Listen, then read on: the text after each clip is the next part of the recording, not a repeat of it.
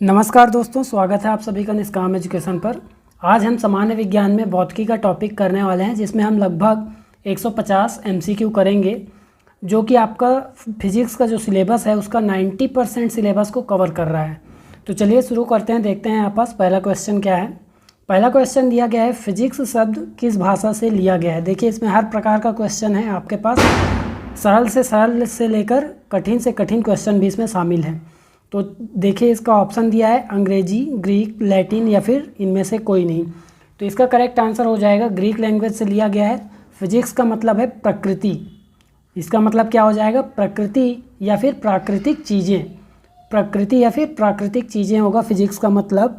और इसका जो अर्थ निकलेगा वह निकलेगा कि प्रकृति के मूलभूत नियमों का अध्ययन। ठीक है, प्रकृति के मूलभूत नियमों का अध्ययन क्या कहलाता है? आपका फिजिक्स कहलाता है। इसके बाद अगला क्वेश्चन देखते हैं। अगला क्वेश्चन है, निम्न में से कौन सी एक अदिश राशि है? अदिश राशि और सदिश राशि दो राशियां होती हैं। ठीक है, अदिश राशि क्या होता है? तो जिसमें दिशा नहीं होती है, दिशा नहीं होती है, केवल परिमाण होता है। परिमाण मतलब उसकी कुछ वैल्यू होती है, लेकिन अर्थात द्रव्यमान, ऊंचाई, ये सब होता है, लेकिन उसमें क्या होगा? दिशा नहीं होगी। ये होता है अदिश राशि। जबकि एक होता है सदिश राशि। सदिश राशि का मतलब है इसमें परिमाण भी होगा और दिशा भी होगा। तो ये दोनों होते हैं, तो उसे हम सदिश राशि कहते हैं। तो देखिए, यहाँ पास ऑप्शन है वेग, विस्थापन, दूरी या फिर बल।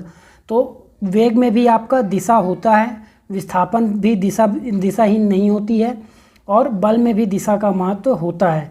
तो आपका जो अदिश राशि हुआ वह दूरी होता है। ठीक है, दूरी और विस्थापन लगभग एक समान है, लेकिन विस्थापन सदिश है, दूरी अदिश राशि है। ठीक है, तो इसके बाद अगला क्वेश्चन देखिए। अगला क्वेश्चन है, निम्न में से कौन सी एक व्युत्पन्न राशि है? व्युत्पन्न मतलब किसी मूल राशि से उत्पन्न हुई है। मूल राशि से उत्पन्न राशि को हम क्या बोलेंगे? व्युत्पन्न राशि बोलेंगे। तो ऑप्शन है लंबाई, समय, द्रव्यमान या फिर चाल। तो इसका करेक्ट आंसर हो जाएगा चाल जो है एक व्युत्पन्न राशि है। मूल राशियां केवल 7 है। कौन कौन से? लंबाई, समय, द्रव्यमान, और इसके अलावा है ताप। ताप भी मूल राशि है। विद्युत धारा, ठीक है, विद्युत धारा क्या है? मूल राशि है। ज्योति तीव्रता, ज्योति तीव्रता ये क्या है? मूल राशि है। और इसके अलावा लास्ट है पदार्थ की मात्रा। पदार्थ की मात्रा को हम क्या बोलेंगे? मूल राशि बोलेंगे। और इन सभी का मात्रक जान लीजिए। तो लंबाई का मात्रक मीटर, समय का सेकंड, द्रव्यमान का किलोग्राम, और ताप का केल्विन। विद्युत धारा का क्या हो जाएगा यहाँ पास? एम्पियर। विद्युत धारा का क्या हो जाएगा? एम्पियर। ज्योति तीव्रता का कैंडेला, और पदार्थ की मात्रा का मात्रक होता है मोल। तो ये सभी इसके मात्रक भी याद रखिए। इसके बाद अगला क्वेश्चन देखते हैं। अगला क्वेश्चन है यहाँ पास विद्युत धारा का मात्रक पूछा गया है। ऑप्शन है वोल्ट, एम्पियर, कैंडेला या फिर मोल। अभी मैंने बताया विद्युत धारा का मात्रक क्या होता है? एम्पियर होता है। और वोल्ट किसका मात्रक होता है? विद्युत विभव का मात्रक है। कैंडेला किसका मात्रक है? ज्योति तीव्रता। मोल किसका मात्रक है? तो पदार्थ की मात्रा का मात्रक है। इसके बाद अगला क्वेश्चन देखिए। अगला क्वेश्चन है, लंबाई का विमीय सूत्र क्या है? विमीय सूत्र मतलब हम उसके मात्रक हमें पता होना चाहिए। लंबाई का मात्रक क्या होता है? मीटर। और मीटर एक बार है। ठीक है, लंबाई में मीटर क्या है? एक बार है। और लंबाई को हम एल से शो करते हैं, इसलिए इसका जो है एक बार एल यहाँ पास क्या हो जाएगा? विमीय सूत्र हो जाएगा, ऑप्शन ए।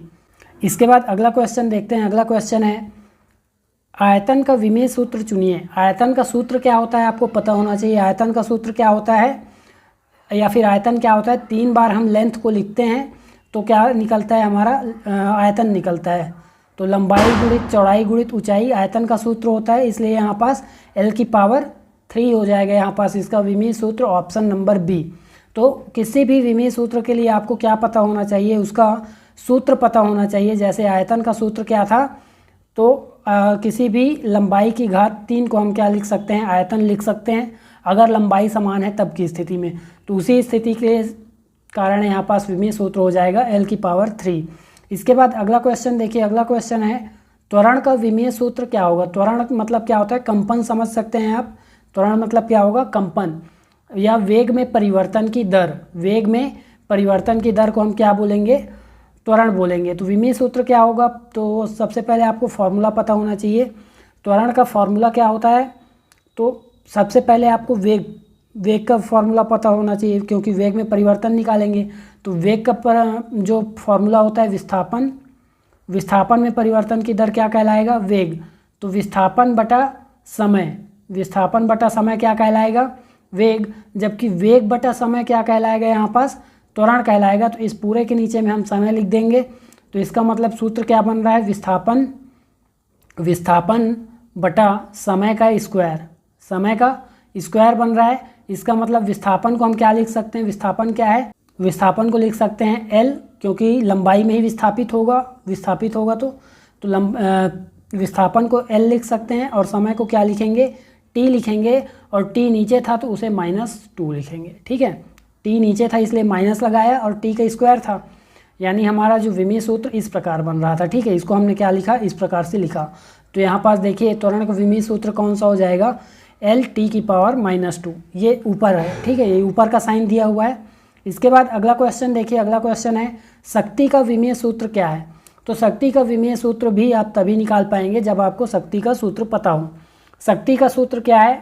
तो कार्य की क्षमता को हम क्या कहते हैं? कार्य करने की क्षमता को क्या बोलते हैं? शक्ति बोलते हैं। तो कार्य करने की क्षमता कैसे पता चलेगा? कार्य बटे समय के अनुपात से। तो कार्य का सूत्र भी आपको पता होना चाहिए। कार्य का मतलब क्या होता है? बल गुणा विस्थापन। बल गुणा यहाँ पास कितना आ जाएगा? विस्थापन। और बल का सूत्र फिर पता होना चाहिए M×A। बल का सूत्र क्या होना चाहिए? M×A। और विस्थापन यहाँ पास क्या हो जाएगा? D, और अपॉन में T है। ठीक है, तो M के लिए हम क्या करते हैं? M क्या है? द्रव्यमान। द्रव्यमान का विमीय सूत्र M से दर्शाते हैं। A त्वरण है, त्वरण का अभी हमने देखा, त्वरण का क्या था? L(T)-2। L(T)-2 क्या था? त्वरण का विमीय सूत्र था। D के लिए हमने क्या लिखा था? L लिखा था। और T के लिए क्या लिखेंगे हम? फिर से T-1 लिखेंगे। तो अब इसको एक बार फिर से अच्छे से जमा के लिखते हैं। तो क्या आ जाएगा यहाँ पास? ML2T-3। ये हो जाएगा आपका शक्ति का विमीय सूत्र। ऑप्शन डी यहाँ पास करेक्ट आंसर है। इसके बाद अगला क्वेश्चन देखिए, अगला क्वेश्चन है, देखिए पेशेंस के साथ बने रहेंगे। इसमें अभी क्या है? 8 क्वेश्चन हुआ है टोटल, यहाँ पास 150 क्वेश्चंस हैं और सभी के सभी मोस्ट इंपॉर्टेंट हैं। तो आगे देखते हैं, निम्न में से कौन सा एक लंबाई का मात्रक नहीं है? लंबाई का मात्रक नहीं है, अर्थात मात्रक किसे बोलते हैं? जिससे हम मापन करते हैं। तो किससे लंबाई का मापन नहीं करते ये आपको बताना है। ऑप्शन है इंच, माइक्रोन, डॉप्सन या फिर एंगस्ट्रॉम। तो देखिए इंच भी जानते हैं हम, इंच तो बिल्कुल सभी परिचित हैं। और माइक्रोन क्या है? तो माइक्रोन या माइक्रोमीटर, माइक्रोन या माइक्रोमीटर भी इसी को बोलते हैं। ठीक है, माइक्रोमीटर भी इसी को बोलते हैं। और एक माइक्रोन या एक माइक्रोमीटर इज इक्वल टू कितना होता है? 10⁻⁻6 मीटर होता है। ये होता है एक माइक्रोन का वैल्यू। और डॉप्सन यहाँ पास करेक्ट आंसर हो जाएगा। डॉप्सन जो है लंबाई का मात्रक नहीं है। ये क्या है? वायुमंडलीय गैस मापन इकाई है। ठीक है, वायुमंडलीय गैस मापन इकाई है। और सामान्यतः इसमें किसका मापन करते हैं? तो ओजोन की मात्रा का मापन करते हैं। ठीक है, ओजोन O3 गैस की मापन करते हैं इससे। ठीक है, इसके बाद एंगस्ट्रॉम दिए, इससे तरंग दैर्ध्य मापा जाता है। ठीक है, तरंग दैर्ध्य मापा जाता है, सबसे छोटी मात्रक है ये। ठीक है, लंबाई की सबसे छोटी मात्रक है एंगस्ट्रॉम। और एक एंगस्ट्रॉम, ए के ऊपर ऐसे बिंदी लगा होता है, आपने देखा होगा, उसी को एंगस्ट्रॉम बोलते हैं। इसके बराबर में होता है 10⁻⁻10 मीटर। ये होता है एक एंगस्ट्रॉम का वैल्यू। इसके बाद अगला क्वेश्चन देखिए, अगला क्वेश्चन है एक पारसेक का मान प्रकाश वर्ष में बताइए। एक पारसेक का मान आपको प्रकाश वर्ष में बताना है। तो ये दूरी की एक मात्रक है। ठीक है, पारसेक। तो यहाँ पास क्या हो जाएगा? इसका आंसर ऑप्शन ए करेक्ट है। ठीक है, ऑप्शन ए करेक्ट है। 3.262 ये एक पारसेक का वैल्यू है, इतने प्रकाश वर्ष के बराबर। ठीक है, एक पारसेक बराबर कितना होता है? 3 × 10⁻16 मीटर। 3 × 10⁻16 मीटर होता है 3.262 प्रकाश वर्ष, 262 प्रकाश वर्ष। और प्रकाश वर्ष क्या है? प्रकाश द्वारा एक वर्ष में तय की गई दूरी है, अर्थात ये क्या है? दूरी का मात्रक है। ठीक है, खगोलीय इकाई है। इसके बाद अगला क्वेश्चन देखते हैं। अगला क्वेश्चन है नदियों के जल के मापन के लिए कौन सी इकाई का प्रयोग किया जाता है? ऑप्शन है बैरल, डॉप्सन, क्यूसेक या फिर बार। तो इसका बैरल क्या है? एक बैरल मतलब कितना होता है? ये सभी तरल के मापन के लिए हैं। ठीक है, केवल डॉप्सन क्या है? गैस के मापन के लिए प्रयुक्त होता है। लेकिन बैरल क्या है?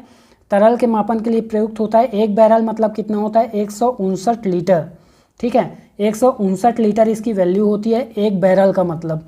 और इससे ज़्यादातर या सामान्यतः किसका प्रयोग करते हैं तो कच्चा तेल के मापन के लिए, कच्चा तेल जो आयात करते हैं या निर्यात करते हैं उसके मापन के लिए प्रयोग किया जाता है बैरल। और ये 159 लीटर का एक कंटेनर होता है। इसके बाद देखते हैं क्यूसेक। क्यूसेक क्या है तो क्यूसेक प्रवाह की इकाई है, ठीक है, इसलिए यहाँ पास नदियों के जल के मापन के लिए कौन सा प्रयुक्त होगा, ऑप्शन सी यहाँ पास करेक्ट हो जाएगा, क्योंकि ये प्रवाह की इकाई है, ठीक है। तरल की इकाई तो है ही लेकिन प्रवाह की इकाई भी है। और क्यूबिक फीट प्रति सेकंड इसका संक्षिप्त रूप है, ठीक है, क्यूबिक फीट प्रति सेकंड इसका क्या है संक्षिप्त रूप है। नदियों के जल को इससे नियुक्त करते हैं, ठीक है। इसके बाद अगला जो ऑप्शन है बार। बार का मतलब ये क्या है दाब का मात्रक है, दाब का मात्रक है। एक बार का वैल्यू क्या होता है, एक बार का मतलब होता है 1,00,000 पास्कल, ठीक है, 1,00,000 पास्कल इसका वैल्यू होता है जो कि दाब का मात्रक है। इसको या तो 1,00,000 पास्कल बोल सकते हैं या फिर 100 किलो पास्कल बोल सकते हैं, ठीक है। तो ये हुआ सभी के सभी मात्रक हैं। बैरल भी तरल का मात्रक है, क्यूसेक भी है, लेकिन क्यूसेक क्या है प्रवाह की इकाई है, ठीक है। तो इसके बाद नेक्स्ट क्वेश्चन देखते हैं। नेक्स्ट क्वेश्चन है जूल किसका मात्रक है, तो जूल किसका मात्रक है कार्य का मात्रक है। और इसके अलावा ऊर्जा का भी मात्रक है, ठीक है। तो यहाँ पास दो आंसर मिल रहे हैं, आगे देखते हैं ऑप्शन क्या है। आगे ऑप्शन दिया है सी उपर्युक्त दोनों, तो यहाँ पास सी करेक्ट आंसर हो जाएगा, ठीक है। तो इसको ध्यान देना है कि कौन सा ऑप्शन आपका करेक्ट होगा, जो सबसे ज़्यादा सही होगा उसको लेना है आपको, ठीक है। इसके बाद अगला क्वेश्चन देखते हैं, एक हॉर्स पावर में कितने वाट होते हैं, तो एक हॉर्स पावर में 746 वाट होते हैं, ऑप्शन ए यहाँ पास करेक्ट आंसर है। नेक्स्ट क्वेश्चन है निम्न में से कौन सा उपकरण रक्तचाप के मापन के लिए उपयोग किया जाता है, ऑप्शन है फोनोमीटर, बोलोमीटर, स्फिग्मोमैनोमीटर, कार्डियोग्राम। तो इन सभी का उपयोग देखते हैं। यहाँ पास आपका जो करेक्ट आंसर है वो ऑप्शन सी है, स्फिग्मोमैनोमीटर। इसका उपयोग रक्तचाप के मापन के लिए किया जाता है। फोनोमीटर का उपयोग क्यों किया जाता है तो ध्वनि की तीव्रता के मापन के लिए, ध्वनि की तीव्रता के मापन के लिए फोनोमीटर। जबकि बोलोमीटर किससे है तापमान में परिवर्तन के मापन के लिए, तापमान में जो परिवर्तन होती है उसकी माप के लिए प्रयोग किया जाता है। और इसके अलावा विद्युत चुंबकीय माप भी किया जाता है, विद्युत चुंबकीय मापन भी इससे किया जाता है। और कार्डियोग्राम क्या है तो ये हृदय गति के मापन में प्रयुक्त होता है। इसके बाद अगला क्वेश्चन है भूकंप मापन के लिए किस यंत्र का उपयोग किया जाता है, तो भूकंप मापन के लिए ऑप्शन है रिक्टर, सिस्मोग्राफ, पॉलीग्राफ, फेदोमीटर। तो देखिए यहाँ पास रिक्टर भी उपयोग किया जाता है, लेकिन रिक्टर क्या है इकाई है, रिक्टर क्या है इकाई है। और यहाँ पास क्या पूछा गया है आपको यंत्र पूछा गया है, तो सिस्मोग्राफ जो यंत्र है इसका उपयोग किया जाता है। इसके अलावा पॉलीग्राफ जो है ये झूठ का पता लगाने के लिए उपयोग किया जाने वाला उपकरण है।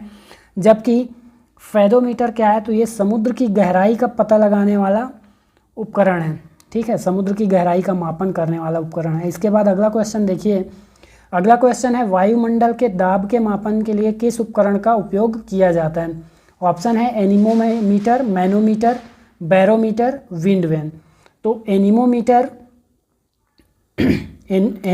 का उपयोग वायु की गति के मापन के लिए किया जाता है, वायु के गति के मापन के लिए किया जाता है। जबकि मैनोमीटर जो है मैनोमीटर का गैस के दाब के मापन के लिए, गैसों के दाब मापन के लिए।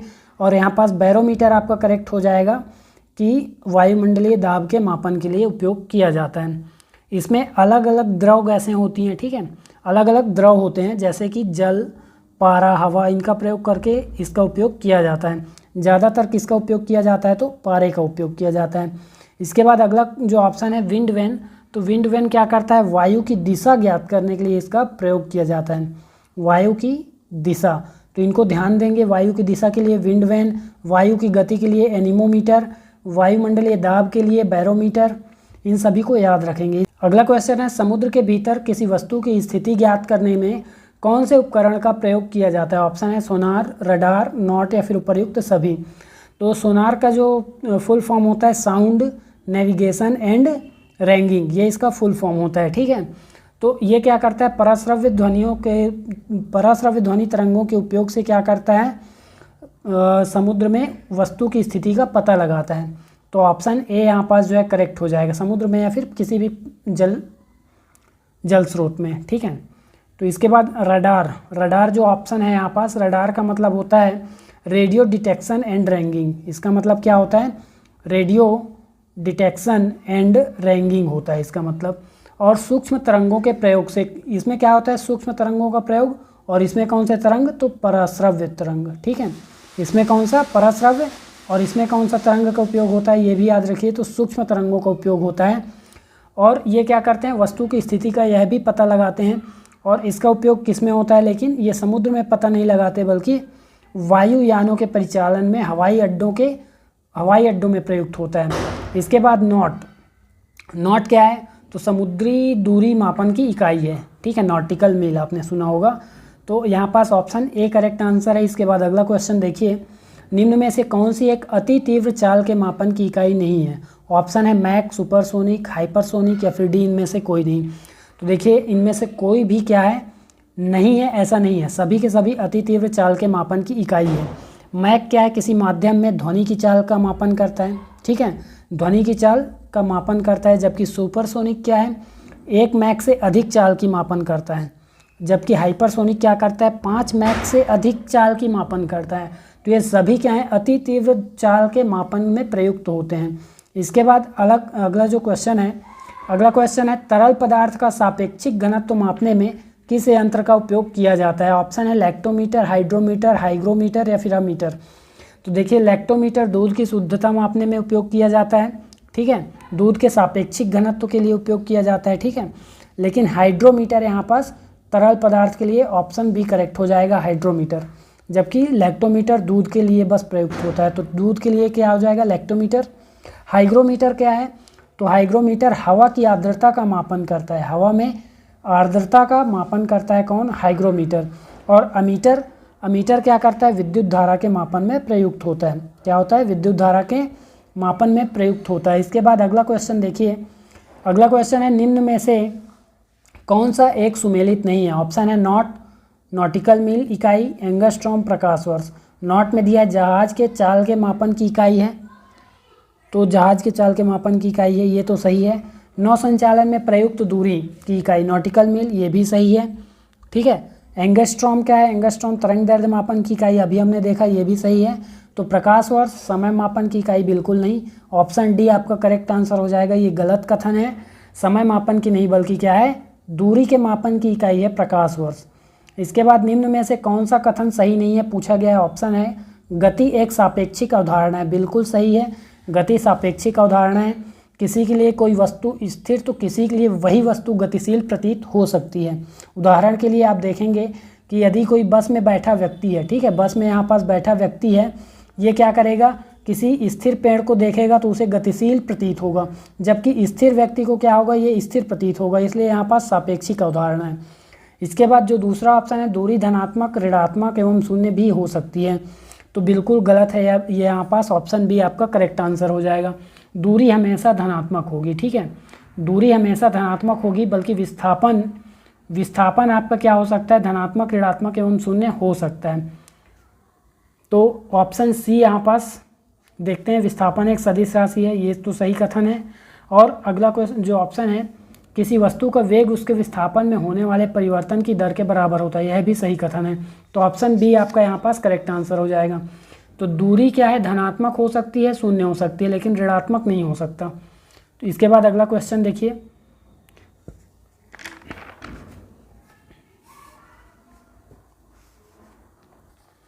अगला क्वेश्चन है, यदि एक व्यक्ति किसी बिंदु ए से 4 किलोमीटर पूर्व की ओर, ठीक है, किसी एक बिंदु ए से 4 किलोमीटर ये पूर्व की ओर गया, वहाँ से फिर 2 किलोमीटर दक्षिण की ओर गया, फिर आपको बोल रहा है कि उसके बाद 2 किलोमीटर पुनः पूर्व की ओर गया। ठीक है, पुनः ये पूर्व की ओर चला गया।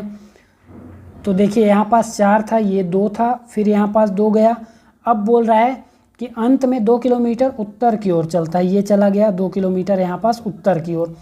तो लास्ट में बोल रहा है कि कौन सा कथन सही है। तो यहाँ पास कथन दिए गए हैं, उसके द्वारा तय की गई दूरी 10 किलोमीटर है। तो देखिए 2-2 किलोमीटर इसने 3 बार चला हुआ है यहाँ पास, और 4 एक बार, मतलब टोटल जो दूरी तय की गई है वो 10 किलोमीटर तो है। तो ऑप्शन ए कथन तो सही है, लेकिन आंसर नहीं है। इसके बाद उसका विस्थापन 10 किलोमीटर पूर्व की ओर हुआ। तो देखिए विस्थापन आपका क्या है, सदिश राशि है, दिशा भी मायने रखती है।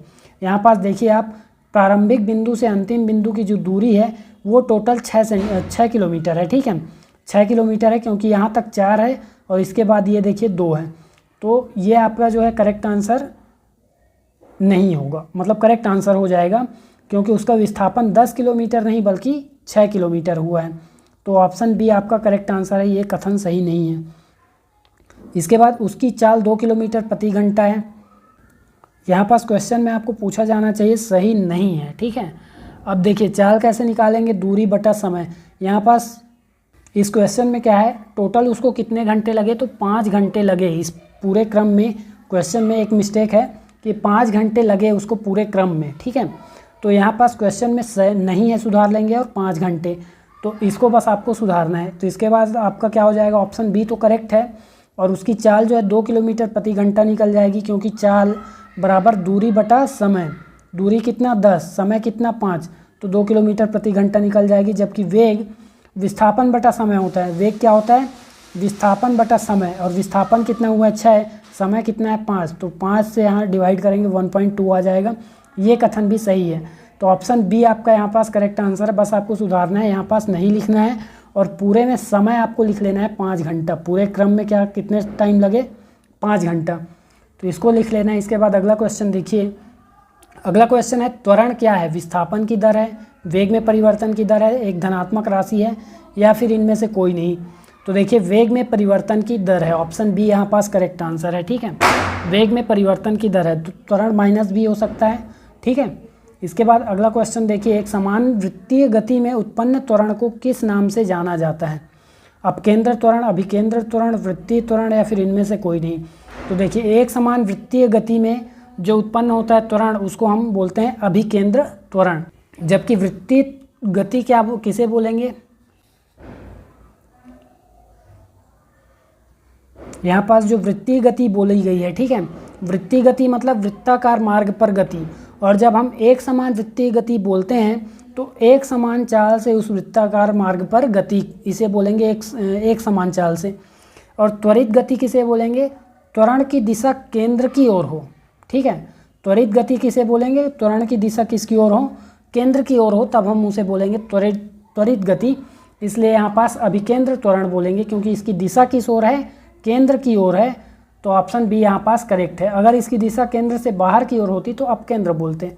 तो इस ऑप्शन बी करेक्ट आंसर है। इसके बाद अगला क्वेश्चन देखिए, कोणीय विस्थापन का मात्रक क्या होता है, ऑप्शन है मीटर प्रति second square, metre square second प्रति सेकंड स्क्वायर, या फिर सी रेडियन, या इनमें से कोई नहीं। तो देखिए कोण के लिए तो रेडियन ही होगा, ऑप्शन सी यहाँ पास करेक्ट आंसर है, ठीक है। कोणीय विस्थापन के लिए रेडियन प्रयुक्त होता है, और इसका विमी सूत्र क्या होता है, m0 L0 T0, क्योंकि इसमें ना तो द्रव्यमान होता है, ना तो लंबाई, ना ही समय होता है। इसके बाद अगला क्वेश्चन देखिए, अगला क्वेश्चन है कोणीय वेग और रेखीय वेग के बीच संबंध स्थापित करने वाला कौन सा समीकरण सही है, पूछा गया है। ऑप्शन है रेखीय वेग, कोणीय वेग। तो क्या रेखीय वेग बराबर होता है कोणीय वेग के, तो बिल्कुल नहीं होता, ये आपका गलत हो जाएगा। रेखीय वेग बराबर होता है वृत्त की त्रिज्या गुणा कोणीय वेग, ये आपका सही सूत्र हो जाएगा, ऑप्शन बी करेक्ट है, ठीक है।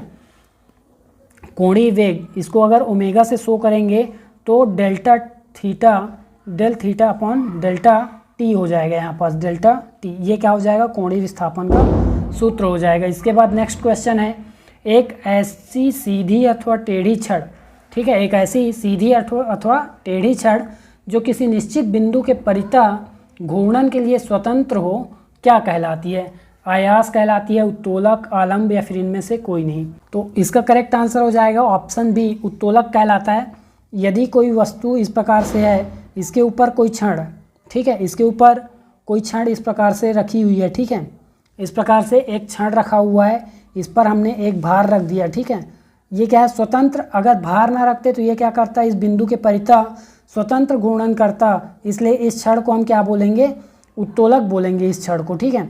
लेकिन अभी हमने इस पर भार रखा और यह झुक गया, ठीक है, इस पर हमने भार रखा और यह झुक गया, तो यह भार क्या कहलाएगा, इस पर किया गया कार्य कहलाएगा, इस पर किया गया कार्य कहलाएगा, और यह आयास कहलाता है, ठीक है। आयास क्या होता है? उत्तोलक का उपयोग करने के लिए लगाया गया बल। तो ये आपका वह बल है जिसके लिए उत्तोलक का उपयोग किया गया है। इसके बाद आलम्ब दिया गया है ऑप्शन में। आलम्ब क्या होता है? तो वह बिंदु, ये बिंदु ही क्या है? आलम्ब है, जिसके चारों ओर यह घूर्णन करता है। ठीक है, इसके बाद नेक्स्ट क्वेश्चन देखिए। नेक्स्ट क्वेश्चन है, सर आइजैक न्यूटन ने गति संबंधी नियमों का प्रतिपादन कब किया? ऑप्शन है 1680, 1673, 1687 या फिर 1696। तो इसका करेक्ट आंसर हो जाएगा 1687 में इन्होंने इस नियमों का प्रतिपादन किया था। और किस में किया था? तो प्रिंसिपिया नामक पुस्तक में किया था। प्रिंसिपिया नामक पुस्तक में इन्होंने इस नियम का प्रतिपादन किया। अगला क्वेश्चन है यहाँ पास, चलती हुई ट्रेन से उतरने वाले व्यक्ति को थोड़ी दूर उसी दिशा में दौड़ना पड़ता है। यह क्रिया न्यूटन के गति के कौन से नियम का उदाहरण है? तो इसका करेक्ट आंसर हो जाएगा गति के प्रथम नियम अर्थात जड़त्व का नियम का उदाहरण है। यहाँ पास व्यक्ति स्थिर अवस्था में है और ट्रेन क्या है? गति की अवस्था में है, जिसके कारण यहाँ पास उसे संतुलित करने के लिए हमें दौड़ना पड़ता है। तो इसके बाद अगला क्वेश्चन देखते हैं। अगला क्वेश्चन है, संवेग क्या है? संवेग पूछा गया है यहाँ पास। तो क्या विस्थापन में परिवर्तन की दर है? तो विस्थापन में परिवर्तन की दर को हम वेग कहते हैं और वेग में परिवर्तन की दर को हम त्वरण कहते हैं। वस्तु के द्रव्यमान और वेग के गुणनफल को हम संवेग कहते हैं, अर्थात m/v = संवेग। ये आपका करेक्ट आंसर हो जाएगा ऑप्शन सी। इसके अलावा अगला ऑप्शन है, वस्तु के द्रव्यमान और वेग का भागफल। ये बिल्कुल गलत है। इसके बाद अगला क्वेश्चन देखते हैं। अगला क्वेश्चन है, किसी वस्तु के संवेग में परिवर्तन की दर उस पर आरोपित असंतुलित बल के ऑप्शन है बराबर होता है, अनुक्रमानुपाती होता है, व्युत्क्रमानुपाती होता है या फिर दुगना होता है। तो यहाँ पास अनुक्रमानुपाती है, हो जाएगा। ठीक है, क्या होता है? अनुक्रमानुपाती होता है संवेग में परिवर्तन की दर। संवेग में परिवर्तन की दर को हम क्या करेंगे? P2 - P1 से शो करेंगे। P2 - P1 अर्थात बाद का संवेग और प्रारंभिक संवेग का अंतर ही संवेग में परिवर्तन की दर कहलाएगा। तो यहाँ पास m/v - m/u हो जाएगा और इसका जब कॉमन निकलेगा यहाँ पास m कॉमन निकल जाएगा, v - u। v - u को हम क्या लिख सकते हैं? m∆v भी लिख सकते हैं। लेकिन ये आपका संवेग में परिवर्तन निकल गया। अब इसमें दर निकालना है, तो संवेग में परिवर्तन की दर कैसे निकलेगा? m/v - u/t। दर निकालने के लिए हम क्या करते हैं? हमेशा t से डिवाइड करते हैं। तो इसका मतलब यहाँ पास गति के दूसरे नियम से क्या हो जाएगा? f अनुक्रमानुपाती हो जाएगा इस संवेग में परिवर्तन की दर के। तो ये आपका जो है गति का द्वितीय नियम है। ठीक है, यहाँ पास जो क्वेश्चन पूछा गया है ये क्या है? गति का द्वितीय नियम है, f अनुक्रमानुपाती m/v - u/t। अब इसको जब सॉल्व करेंगे, f अनुक्रमानुपाती m/v - u/t। अब v - u/t क्या है? वेग में परिवर्तन की दर है। इसको हम क्या लिख सकते हैं? त्वरण। तो त्वरण को a से शो करेंगे, f = m/a। फिर इसको जब सॉल्व करेंगे तो f बराबर m/a आ जाएगा। ठीक है, तो ये क्या होता है? द्रव्यमान एवं त्वरण का गुणनफल। द्रव्यमान और त्वरण के गुणनफल के बराबर बल होता है। इस गति के द्वितीय नियम से हमें पता चलता है। ये क्वेश्चन क्या पूछा गया है? अनुक्रमानुपाती होता है और यही क्या है? आपका गति का द्वितीय नियम है। अगला क्वेश्चन है यहाँ पास, क्रिकेट के खेल में क्षेत्र रक्षक अर्थात फील्डर जब तेजी से आती हुई गेंद को कैच करता है तो अपने हाथों को गेंद के वेग की दिशा में पीछे की ओर ले जाते हुए गेंद को पकड़ता है। यह घटना गति के किस नियम का पालन करती है? ऑप्शन है आपका जड़त्व का नियम या गति का द्वितीय नियम या गति का तृतीय नियम। तो यहाँ पास आपका गति का द्वितीय नियम करेक्ट आंसर हो जाएगा। गति का द्वितीय नियम क्या है? संवेग संरक्षण का नियम है। संवेग संरक्षण का नियम अर्थात प्रारंभ और अंत में संवेग एक समान रहता है, संवेग में परिवर्तन नहीं होता है। ठीक है, संवेग की मात्रा में परिवर्तन नहीं होता है। और संवेग क्या होता है? द्रव्यमान और वेग का गुणनफल। तो ये आपका क्या है? संवेग। ये दोनों बराबर होते हैं और जब हम गेंद को पकड़ते हैं तो वहाँ पास भी संवेग की मात्रा बराबर होनी चाहिए, जिसे बैलेंस करने के लिए हम गति के द्वितीय नियम का प्रयोग करते हुए हाथों को पीछे की ओर ले जाते हैं। इसके बाद अगला क्वेश्चन देखते हैं। अगला क्वेश्चन है, नाव को जल में चलाने के लिए चप्पू से जल को पीछे की ओर धकेलना किस सिद्धांत का उदाहरण है? ऑप्शन है जड़त्व का नियम, गति का द्वितीय नियम, क्रिया प्रतिक्रिया का नियम या फिर संवेग संरक्षण का नियम। तो यहाँ पास इसका करेक्ट आंसर हो जाएगा क्रिया प्रतिक्रिया का नियम, जिसके सिद्धांत से क्या हम क्या करते हैं? चप्पू से जल को पीछे की ओर धकेलते हैं तो जल हमें आगे की ओर धकेलता है, जिसके अर्थात यहाँ पास क्रिया प्रतिक्रिया फॉलो हो रहा है। इसके बाद अगला क्वेश्चन देखते हैं। अगला क्वेश्चन है रॉकेट प्रणोदन किस सिद्धांत पर कार्य करता है?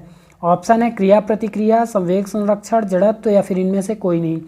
तो यहाँ पास रॉकेट प्रणोदन जो है अर्थात जो रॉकेट लॉन्च करते हैं वह संवेग संरक्षण पर आधारित है। ठीक है, यहाँ पास क्या होता है m इंटू वी क्या होता है हमेशा निश्चित रहता है, मतलब जितना प्रारंभ में संवेग था उतना ही अंतिम में रहेगा। यही क्या है संवेग संरक्षण का नियम है। और यहाँ पास संवेग का संरक्षण कैसे होता है? तो रॉकेट का वजन कम होने की वजह से क्या होता है और साथ में वेग में वृद्धि होती है। जैसे जैसे रॉकेट के जो पार्ट्स हैं वे अलग होते जाते हैं वैसे वैसे उसके वेग में वृद्धि होती जाती है। ठीक है, पार्ट्स कम होते जाते हैं मतलब m कम होते जाता है और v बढ़ते जाता है। इसका मतलब जो दोनों को मल्टीप्लाई अर्थात जो गुणनफल होगा वह पहले जितना था वही अंत में भी रहेगा। यही है आपका संवेग संरक्षण जिस पर रॉकेट लॉन्चिंग जो है कार्य करता है। इसके बाद अगला क्वेश्चन है किसी वृत्ताकार परिपथ में केंद्र की ओर लगने वाला बल क्या कहलाता है? तो क्या अभिकेंद्र बल, अपकेंद्र बल, कोणीय बल या फिर वृत्तीय बल? तो केंद्र की ओर लगने वाला बल हमेशा अभिकेंद्र बल कहलाएगा। किसी भी वृत्ताकार परिपथ में केंद्र की ओर जब लगेगा तो अभिकेंद्र बल, जबकि केंद्र के बाहर की ओर लगने वाला बल अपकेंद्र बल कहलाएगा। इसके बाद अगला क्वेश्चन देखिए। अगला क्वेश्चन है दूध से मक्खन निकालने की मशीन किस बल के सिद्धांत का पालन करती है? ऑप्शन है जड़त्वीय, अभिकेंद्रीय, अपकेंद्रीय या फिर रेखीय। तो यहाँ पास क्या हो जाएगा अपकेंद्रीय, मतलब केंद्र से बाहर की ओर उसमें बल लगाया जाता है, तो ये आपका अपकेंद्रीय बल कहलाएगा। इसके बाद अगला क्वेश्चन देखते हैं। अगला क्वेश्चन है स्क्रू ड्राइवर द्वारा पेच को आसानी से घुमाया जाना किसका उदाहरण है? ऑप्शन है अपकेंद्र बल, बल आघूर्ण, बल युग्म आघूर्ण या फिर जड़त्व आघूर्ण। तो इसका करेक्ट आंसर हो जाएगा बल युग्म आघूर्ण। जब भी कोई बाह्य बल क्या करता है किसी अक्ष मतलब किसी एक बिंदु या किसी एक लाइन के परिता मतलब चारों तरफ इस प्रकार से घुमाने का प्रयास करता है तो उस बल की इस प्रकृति को बल आघूर्ण कहते हैं और इसे टाउ से शो करते हैं। और इसका टाउ के इक्वल में क्या आ जाएगा आपका F इंटू एल। एफ क्या है बल है और एल क्या है अक्ष से बल की दूरी, मतलब जहाँ पास बल लगाया जा रहा है वहाँ से अक्ष की दूरी क्या कहलाएगी लंबाई कहलाएगी। ठीक है, यहाँ पास एल का वैल्यू हो जाएगा वो, तो tau is equal to f into l याद रखेंगे। इसके बाद अगला क्वेश्चन है पिंड का वह गुण जिसके कारण वह किसी अक्ष के परिता घूर्णन में किए जाने वाले परिवर्तन का विरोध करता है क्या कहलाता है? देखिए जिन्हें पीडीएफ चाहिए होगा वे पूरे 150 क्वेश्चंस का पीडीएफ ले सकते हैं हमारे टेलीग्राम चैनल से, और आपका जो टेलीग्राम चैनल का लिंक है वो डिस्क्रिप्शन में दिया गया है। इसके बाद देखिए इसमें ऑप्शन क्या दिया है बल आघूर्ण, जड़त्व आघूर्ण, बलयुग्म आघूर्ण या फिर इनमें से कोई नहीं। तो यहाँ पास करेक्ट आंसर हो जाएगा जड़त्व आघूर्ण, क्योंकि जड़त्व यहाँ पास क्या कर रहा है विरोध कर रहा है। परिवर्तन का विरोध हमेशा जड़त्व कहलाता है और घूर्णन में परिवर्तन का विरोध यानी जड़त्व आघूर्ण कहलाएगा। ऑप्शन बी यहाँ पास करेक्ट है। इसके बाद अगला क्वेश्चन है भाला फेंक के खिलाड़ी द्वारा भाले को किस कोण के साथ फेंकना चाहिए? यहाँ पास है क्वेश्चन में, यहाँ पास सुधार लेंगे किस कोण के साथ फेंकना चाहिए कि भाला अधिकतम दूरी तय करे? तो हमेशा जब भी अधिकतम दूरी तय करनी होगी तो उसके लिए 45 डिग्री एंगल सबसे करेक्ट आंसर होगा, चाहे वह भाला फेंक के लिए हो या क्रिकेट में बॉल से 6 लगाने के लिए हो, आपको बिल्कुल 45 डिग्री एंगल का उपयोग करना होगा। इसके बाद अगला क्वेश्चन देखते हैं। अगला क्वेश्चन है और अगर अधिकतम ऊंचाई चाहिए, अगर आपको अधिकतम ऊंचाई चाहिए तो 90 डिग्री के एंगल में फेंकना होगा और दूरी अगर चाहिए तो 45 डिग्री। इसके बाद अगला क्वेश्चन देखते हैं ऊंची कूद के खिलाड़ी को कितने कोण, यहाँ पास कोण है यहाँ पास, ठीक है, ऊर्ध्वाधर कूदना चाहिए ताकि वह अधिकतम ऊंचाई प्राप्त करे? तो यहाँ पास 90 डिग्री करेक्ट आंसर हो जाएगा, ऑप्शन डी। इसके बाद अगला क्वेश्चन देखते हैं कि यदि किसी वस्तु को विराम अवस्था से गतिशील अवस्था में लाने वाले बल का मान F1 है एवं वस्तु को गतिशील बनाए रखने हेतु आवश्यक बल का मान F2 है, तब यहाँ पास कौन सा सही होगा पूछा गया है। तो यहाँ पास जो है ऑप्शन बी करेक्ट हो जाएगा। ऑप्शन बी में आपका F2 लेस देन F1 है, ठीक है, F2 लेस देन F1। तो यहाँ पास ये करेक्ट हो जाएगा, F2 लेस देन F1। इसके बाद अगला क्वेश्चन देखिए। अगला क्वेश्चन है, सभी ग्रह सूर्य के चारों ओर दीर्घवृत्ताकार कक्षा में परिक्रमण करते हैं तथा कक्षाओं के एक फोकस पर सूर्य स्थित होता है। यह केपलर का कौन सा नियम है? ऑप्शन है पहला, दूसरा या फिर तीसरा, इनमें से कोई नहीं। तो देखिए ये केपलर का जो है पहला नियम है, ऑप्शन ए करेक्ट है, ठीक है। दूसरा नियम क्या है? क्षेत्रफलीय चाल का नियम है। क्या है दूसरा नियम? क्षेत्रफलीय चाल का नियम है। यह क्या करता है? किसी भी ग्रह को सूर्य से मिलाने वाली रेखा समान समय में समान क्षेत्रफल तय करती है। मतलब अगर ये सूर्य है और ये इसकी दीर्घवृत्ताकार कक्षा है, यहाँ पास कोई ग्रह है, तो यहाँ पास मान लीजिए कि जो क्षेत्रफलीय चाल का नियम है, अगर इसने 1 घंटे में इतना क्षेत्रफल इस तरफ तय किया है तो उसी समय में इतना क्षेत्रफल इस तरफ तय करेगी। मतलब समान समय में समान क्षेत्रफल की दूरी तय करेगी, यही दूसरा नियम है। जबकि तीसरा नियम क्या है? परिक्रमण काल का नियम है। परिक्रमण काल का नियम है कि परिक्रमण काल t का स्क्वायर हमेशा अनुक्रमानुपाती होगा r, यानी दीर्घवृत्तीय कक्षा के त्रिज्या के या फिर दीर्घ अक्ष के त्रिघात के बराबर होता है, अनुक्रमानुपाती होता है। यही यहाँ पास जो है इसका तीसरा नियम है। इसके बाद अगला क्वेश्चन देखते हैं। अगला क्वेश्चन है, वह बिंदु जहाँ से वस्तु का संपूर्ण भार कार्य करता है, यहाँ भार है, कार्य करता है, क्या कहलाता है? क्या भार केंद्र कहलाता है, गुरुत्वाकर्षण नियतांक, गुरुत्वीय केंद्र या फिर गुरुत्वीय त्वरण? तो यहाँ पास करेक्ट आंसर हो जाएगा गुरुत्व केंद्र। गुरुत्व केंद्र ऑप्शन सी यहाँ पास करेक्ट हो जाएगा। इसके बाद अगला क्वेश्चन है, न्यूटन के अनुसार किन्हीं दो कणों के बीच लगने वाला आकर्षण बल उन कणों के द्रव्यमानों के गुणनफल के, ऑप्शन है समानुपाती, व्युत्क्रमानुपाती या फिर बराबर होता है या फिर डी, इनमें से कोई नहीं। तो इसका करेक्ट आंसर हो जाएगा समानुपाती होता है, ठीक है। इसका मतलब F अनुक्रमानुपाती होता है m1 m2 और r के स्क्वायर के, जहाँ m1 m2 क्या है? उन कणों के द्रव्यमानों का गुणनफल है और r क्या है? उन कणों के बीच की दूरी का वर्ग है। तो यही है कि ये दो कण है यदि, और इनका द्रव्यमान m1 m2 है और इनके बीच की दूरी r है, तब ये संबंध आपका सही है कि उनके बीच जो आकर्षण या प्रतिकर्षण बल लगेगा वह इतना होगा, द्रव्यमानों के गुणनफल के अनुक्रमानुपाती, बीच की दूरी के वर्ग के व्युत्क्रमानुपाती होगा। इसके बाद अगला क्वेश्चन देखिए, यदि पृथ्वी और सूर्य के बीच की दूरी वास्तविक दूरी से 2 गुनी होती तो सूर्य द्वारा पृथ्वी पर आरोपित गुरुत्वाकर्षण बल वर्तमान का, ऑप्शन है 2 गुना होता, आधा होता, 1/3 होता या फिर 1/4 होता। तो इसका जो करेक्ट आंसर हो जाएगा 1/4 करेक्ट हो जाएगा, ठीक है, ऑप्शन डी। इसके बाद अगला क्वेश्चन देखते हैं। अगला क्वेश्चन है, सार्वत्रिक गुरुत्वाकर्षण नियतांक का मान होता है। तो सार्वत्रिक गुरुत्वाकर्षण नियतांक का मान ऑप्शन ए यहाँ पास करेक्ट हो जाएगा, 6.67 मल्टीप्लाइज 10 की पावर कितना है? 11। लेकिन आपको यहाँ पास माइनस रखना है, ठीक है। कितना है यहाँ पास? 6.67 गुणा 10 की घात -11 न्यूटन मीटर प्रति किलोग्राम स्क्वायर है यहाँ पास, ठीक है। तो इसको ध्यान देंगे। इसके बाद अगला क्वेश्चन है, यदि कोई वस्तु मुक्त रूप से पृथ्वी की ओर गिर रही हो तो वस्तु के वेग में 1 सेकेंड में होने वाली वृद्धि क्या कहलाती है? तो ऑप्शन है सार्वत्रिक गुरुत्वाकर्षण नियतांक, गुरुत्वाकर्षण, गुरुत्वीय त्वरण या फिर इनमें से कोई नहीं। तो इसका करेक्ट आंसर हो जाएगा गुरुत्वीय त्वरण, क्योंकि यहाँ पास देखिए वेग में 1 सेकेंड में होने वाली वृद्धि मतलब परिवर्तन, और वेग में परिवर्तन क्या कहलाता है? त्वरण कहलाता है। इसके बाद अगला क्वेश्चन है, यदि वायु की उपस्थिति में अलग अलग भार के 2 वस्तुओं को समान ऊंचाई से गिराया जाए तब कौन सी वस्तु पृथ्वी पर पहले पहुंचेगी? ऑप्शन है भारी वस्तु, हल्की वस्तु, दोनों एक साथ या फिर इनमें से कोई नहीं। तो देखिए वायु की उपस्थिति में बात की जा रही है, ठीक है।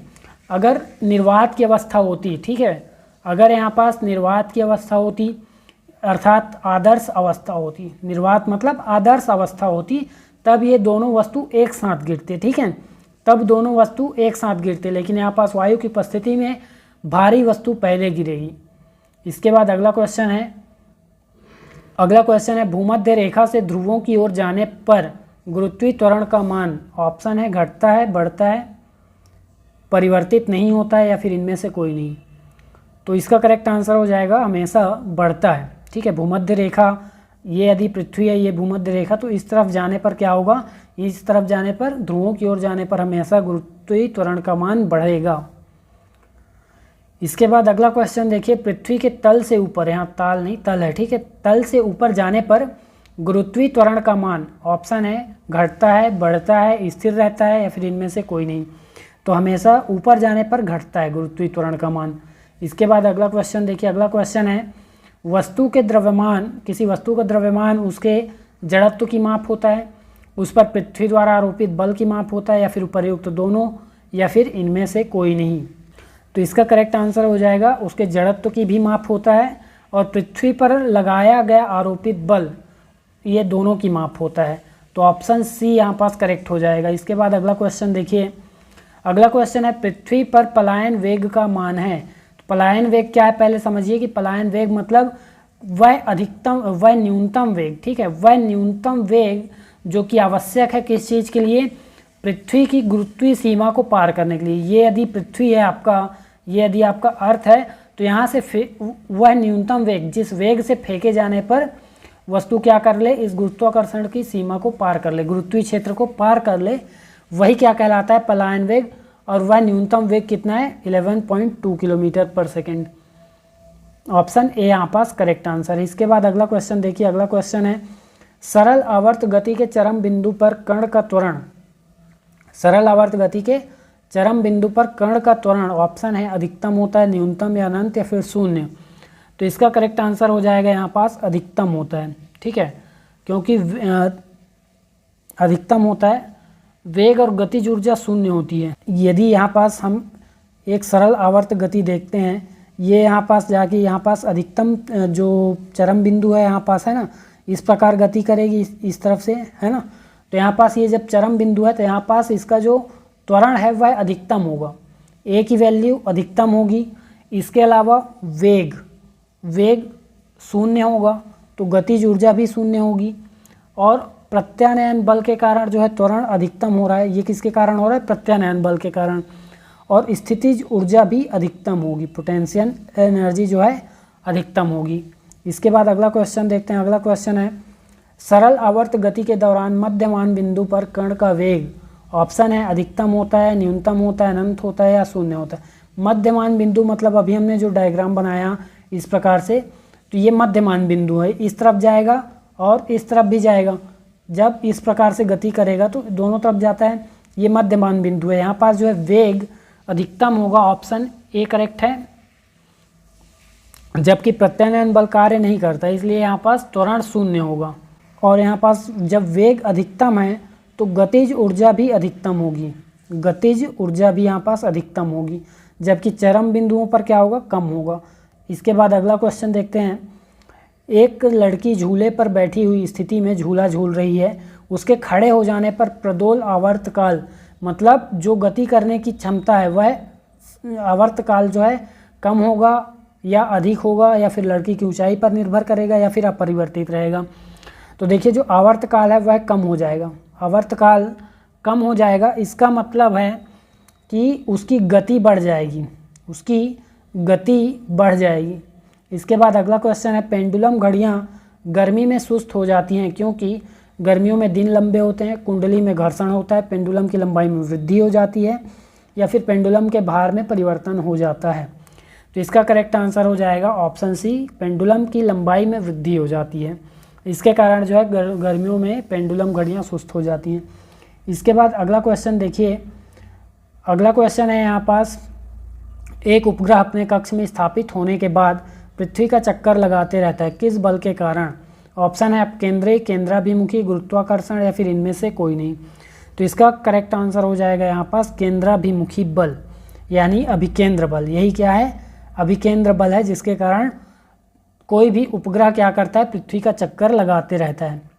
इसके बाद अगला क्वेश्चन देखिए, मानव शरीर का भार ध्रुवों पर अधिकतम होगा, पृथ्वी की सतह पर सभी जगह एक समान होगा, विषुवत रेखा पर अधिकतम होगा, या फिर मैदानों की अपेक्षा पहाड़ों पर अधिक होगा। तो इनमें से कौन सा कथन यहाँ पास सही होगा? तो ध्रुवों पर जो है इसका मान अधिकतम होगा, क्योंकि वहाँ पास जी की वैल्यू बढ़ जाती है, ठीक है। और किसी भी वस्तु का भार क्या होता है, m × g। अर्थात द्रव्यमान और गुरुत्वीय त्वरण के गुणनफल के बराबर होता है। तो यहाँ पास जी की वैल्यू बढ़ जाती है, जिसके कारण ध्रुवों पर इसका मान अधिकतम होगा। इसके बाद अगला क्वेश्चन देखिए, बॉल पेन किस सिद्धांत पर कार्य करता है। यहाँ पर बॉल पेन किस सिद्धांत पर कार्य करता है पूछा गया। श्यानता, बॉयल का नियम, गुरुत्वीय बल या फिर पृष्ठ तनाव। तो इसका करेक्ट आंसर हो जाएगा गुरुत्वीय बल के कारण बॉल पेन जो है कार्य करता है, गुरुत्वीय बल के सिद्धांत पर। इसके बाद अगला क्वेश्चन है, यदि पृथ्वी का गुरुत्वाकर्षण बल अचानक लुप्त हो जाए तब वस्तु का भार शून्य हो जाएगा, द्रव्यमान वही रहेगा। तो कौन सा कथन सही है ये बताना है आपको। तो देखिए, अगर गुरुत्वाकर्षण बल अचानक लुप्त हो जाएगा, इसका मतलब जी की वैल्यू 0, इसका मतलब भार तो शून्य हो जाएगा, लेकिन एम कभी नहीं परिवर्तित होता है। ठीक है, एम यानी द्रव्यमान का परिवर्तन नहीं होता है, वह पृथ्वी पर भी वही रहेगा, चंद्रमा पर भी वही रहेगा, अंतरिक्ष में भी वही रहेगा। तो एम जो है यहाँ पास नहीं बदलेगा, लेकिन भार बदल जाएगा, शून्य हो जाएगा, क्योंकि भार यहाँ पास एम इंटू जी का गुणनफल होता है, तो ये शून्य हो जाएगा। ऑप्शन ए यहाँ पास सही कथन है। इसके बाद अगला क्वेश्चन देखते हैं। अगला क्वेश्चन है, भौतिक विज्ञान में कार्य होना माना जाएगा जब किसी वस्तु पर बल लगाया जाए। तो बल लगाने पर कार्य होना तो माना जाएगा, लेकिन केवल बल लगाना पर्याप्त नहीं है, वस्तु पर बल की दिशा में विस्थापन हो, ये कथन सही है। यहाँ पास जब वस्तु पर, कोई वस्तु है, इस पर हम इस दिशा में बल लगाते हैं और विस्थापन भी इसी दिशा में हो, तब वहाँ पास कार्य का होना माना जाएगा। लेकिन यदि हम बल इधर लगा रहे हैं, विस्थापन इस तरफ हो रहा है, तो वहाँ पास कार्य का होना नहीं माना जाएगा, और विस्थापन यदि शून्य हो तो भी कार्य का होना नहीं माना जाएगा। इसके बाद अगला क्वेश्चन है, यदि किसी वस्तु पर बल लगाने से वस्तु बल के लंबवत विस्थापित होती है तो कार्य शून्य होगा, अधिकतम होगा, न्यूनतम होगा, या इनमें से कोई नहीं। अभी हमने देखा कि बल की दिशा में ही विस्थापन होना चाहिए, तभी कार्य होना माना जाएगा, अन्यथा कार्य का होना शून्य माना जाएगा।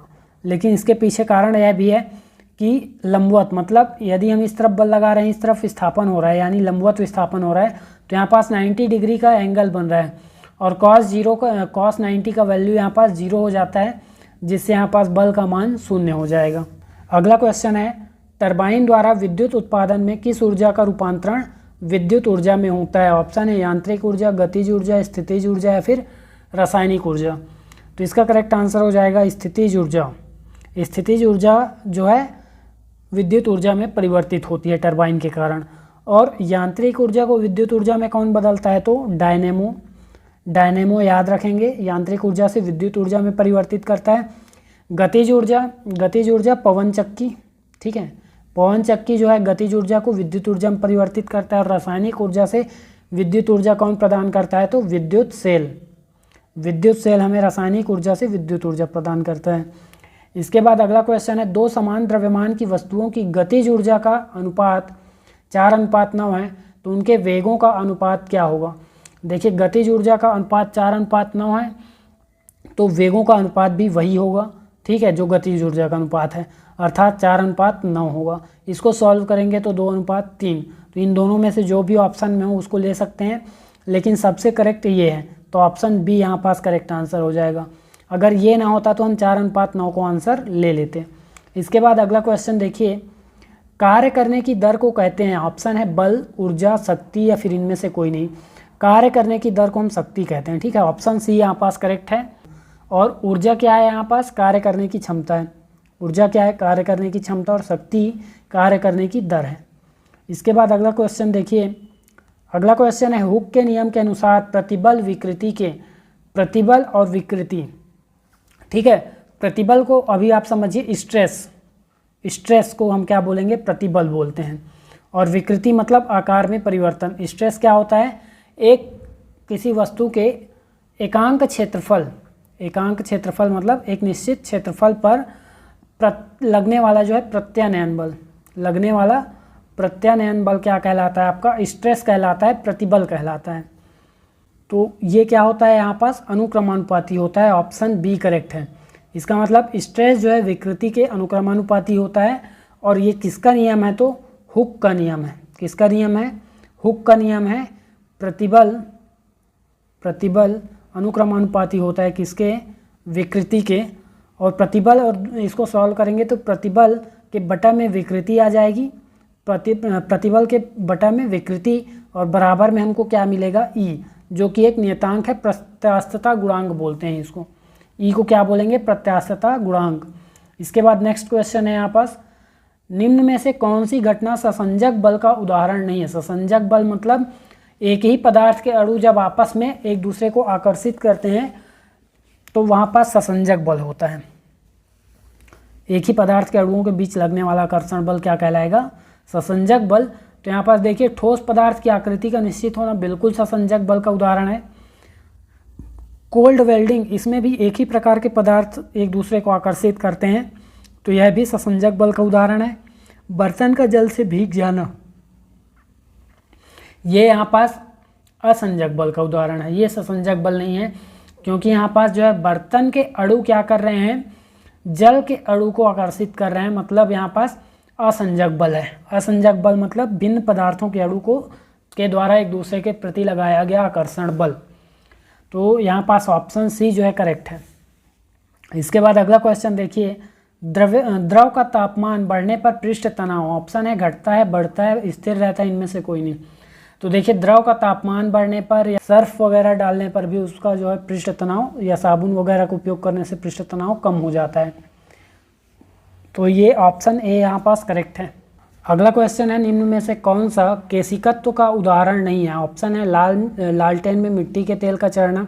केशिकत्व मतलब क्या होता है, द्रव का चढ़ना, ठीक है, द्रव का चढ़ना या उतरना, ठीक है, केश नली द्वारा चढ़ना या उतरना क्या कहलाता है, आपका केशिकत्व कहलाता है। तो देखिए लालटेन में मिट्टी के तेल का चढ़ना बिल्कुल केशिकत्व का उदाहरण है। मोमबत्ती के धागे के सिरे तक मोम का पहुंचना है, यहाँ भी मोम क्या कर रहा है, धागे के सिरे तक चढ़ रहा है, तो ये भी क्या है, आपका केशिकत्व का उदाहरण है।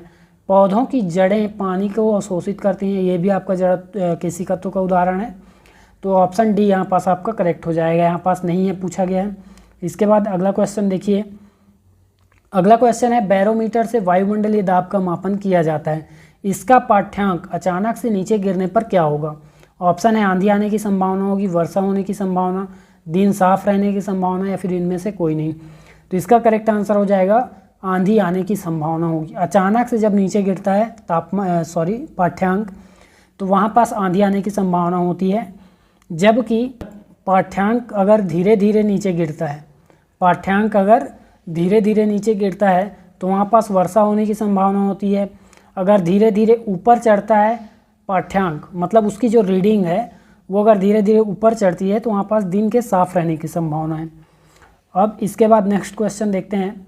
नेक्स्ट है, किसी सतह के एकांक क्षेत्रफल पर लगने वाला बल कहलाता है, एकांक क्षेत्रफल पर, तो शक्ति, कार्य, दाब, ऊर्जा। देखिए एकांक क्षेत्रफल की बात की जाए तो वहाँ पास दाब हो जाएगा, ऑप्शन से यहाँ पास करेक्ट है। इसके बाद अगला क्वेश्चन है, श्यानता किसका गुण है, क्या द्रव का, गैस का, दोनों का, या फिर ठोस का। तो देखिए श्यानता जो है दोनों का गुण है, ठीक है। क्या होता है, द्रव या गैस की दो क्रमागत परतों के बीच, मान लीजिए अगर कोई नदी बह रही है, ठीक है, नदी से ज़्यादा अच्छे से समझ में आएगा, इस प्रकार से अगर कोई नदी की धाराएँ हैं ये, ठीक है, ऊपर से नीचे तक की धाराएँ हैं, ये सबसे सतह की धारा है, ये निचली धारा है, तो इनके बीच जो अपेक्षिक वेग होता है, आप देखेंगे कि नदी के जो ऊपरी परत का या ऊपरी सतह का जो वेग होगा वह हमेशा अधिकतम होता है, नीचे जो है वेग कम होते जाता है, नीचे जो है वेग कम होते जाता है। यही गुण क्या कहलाता है, आपका श्यानता कहलाता है।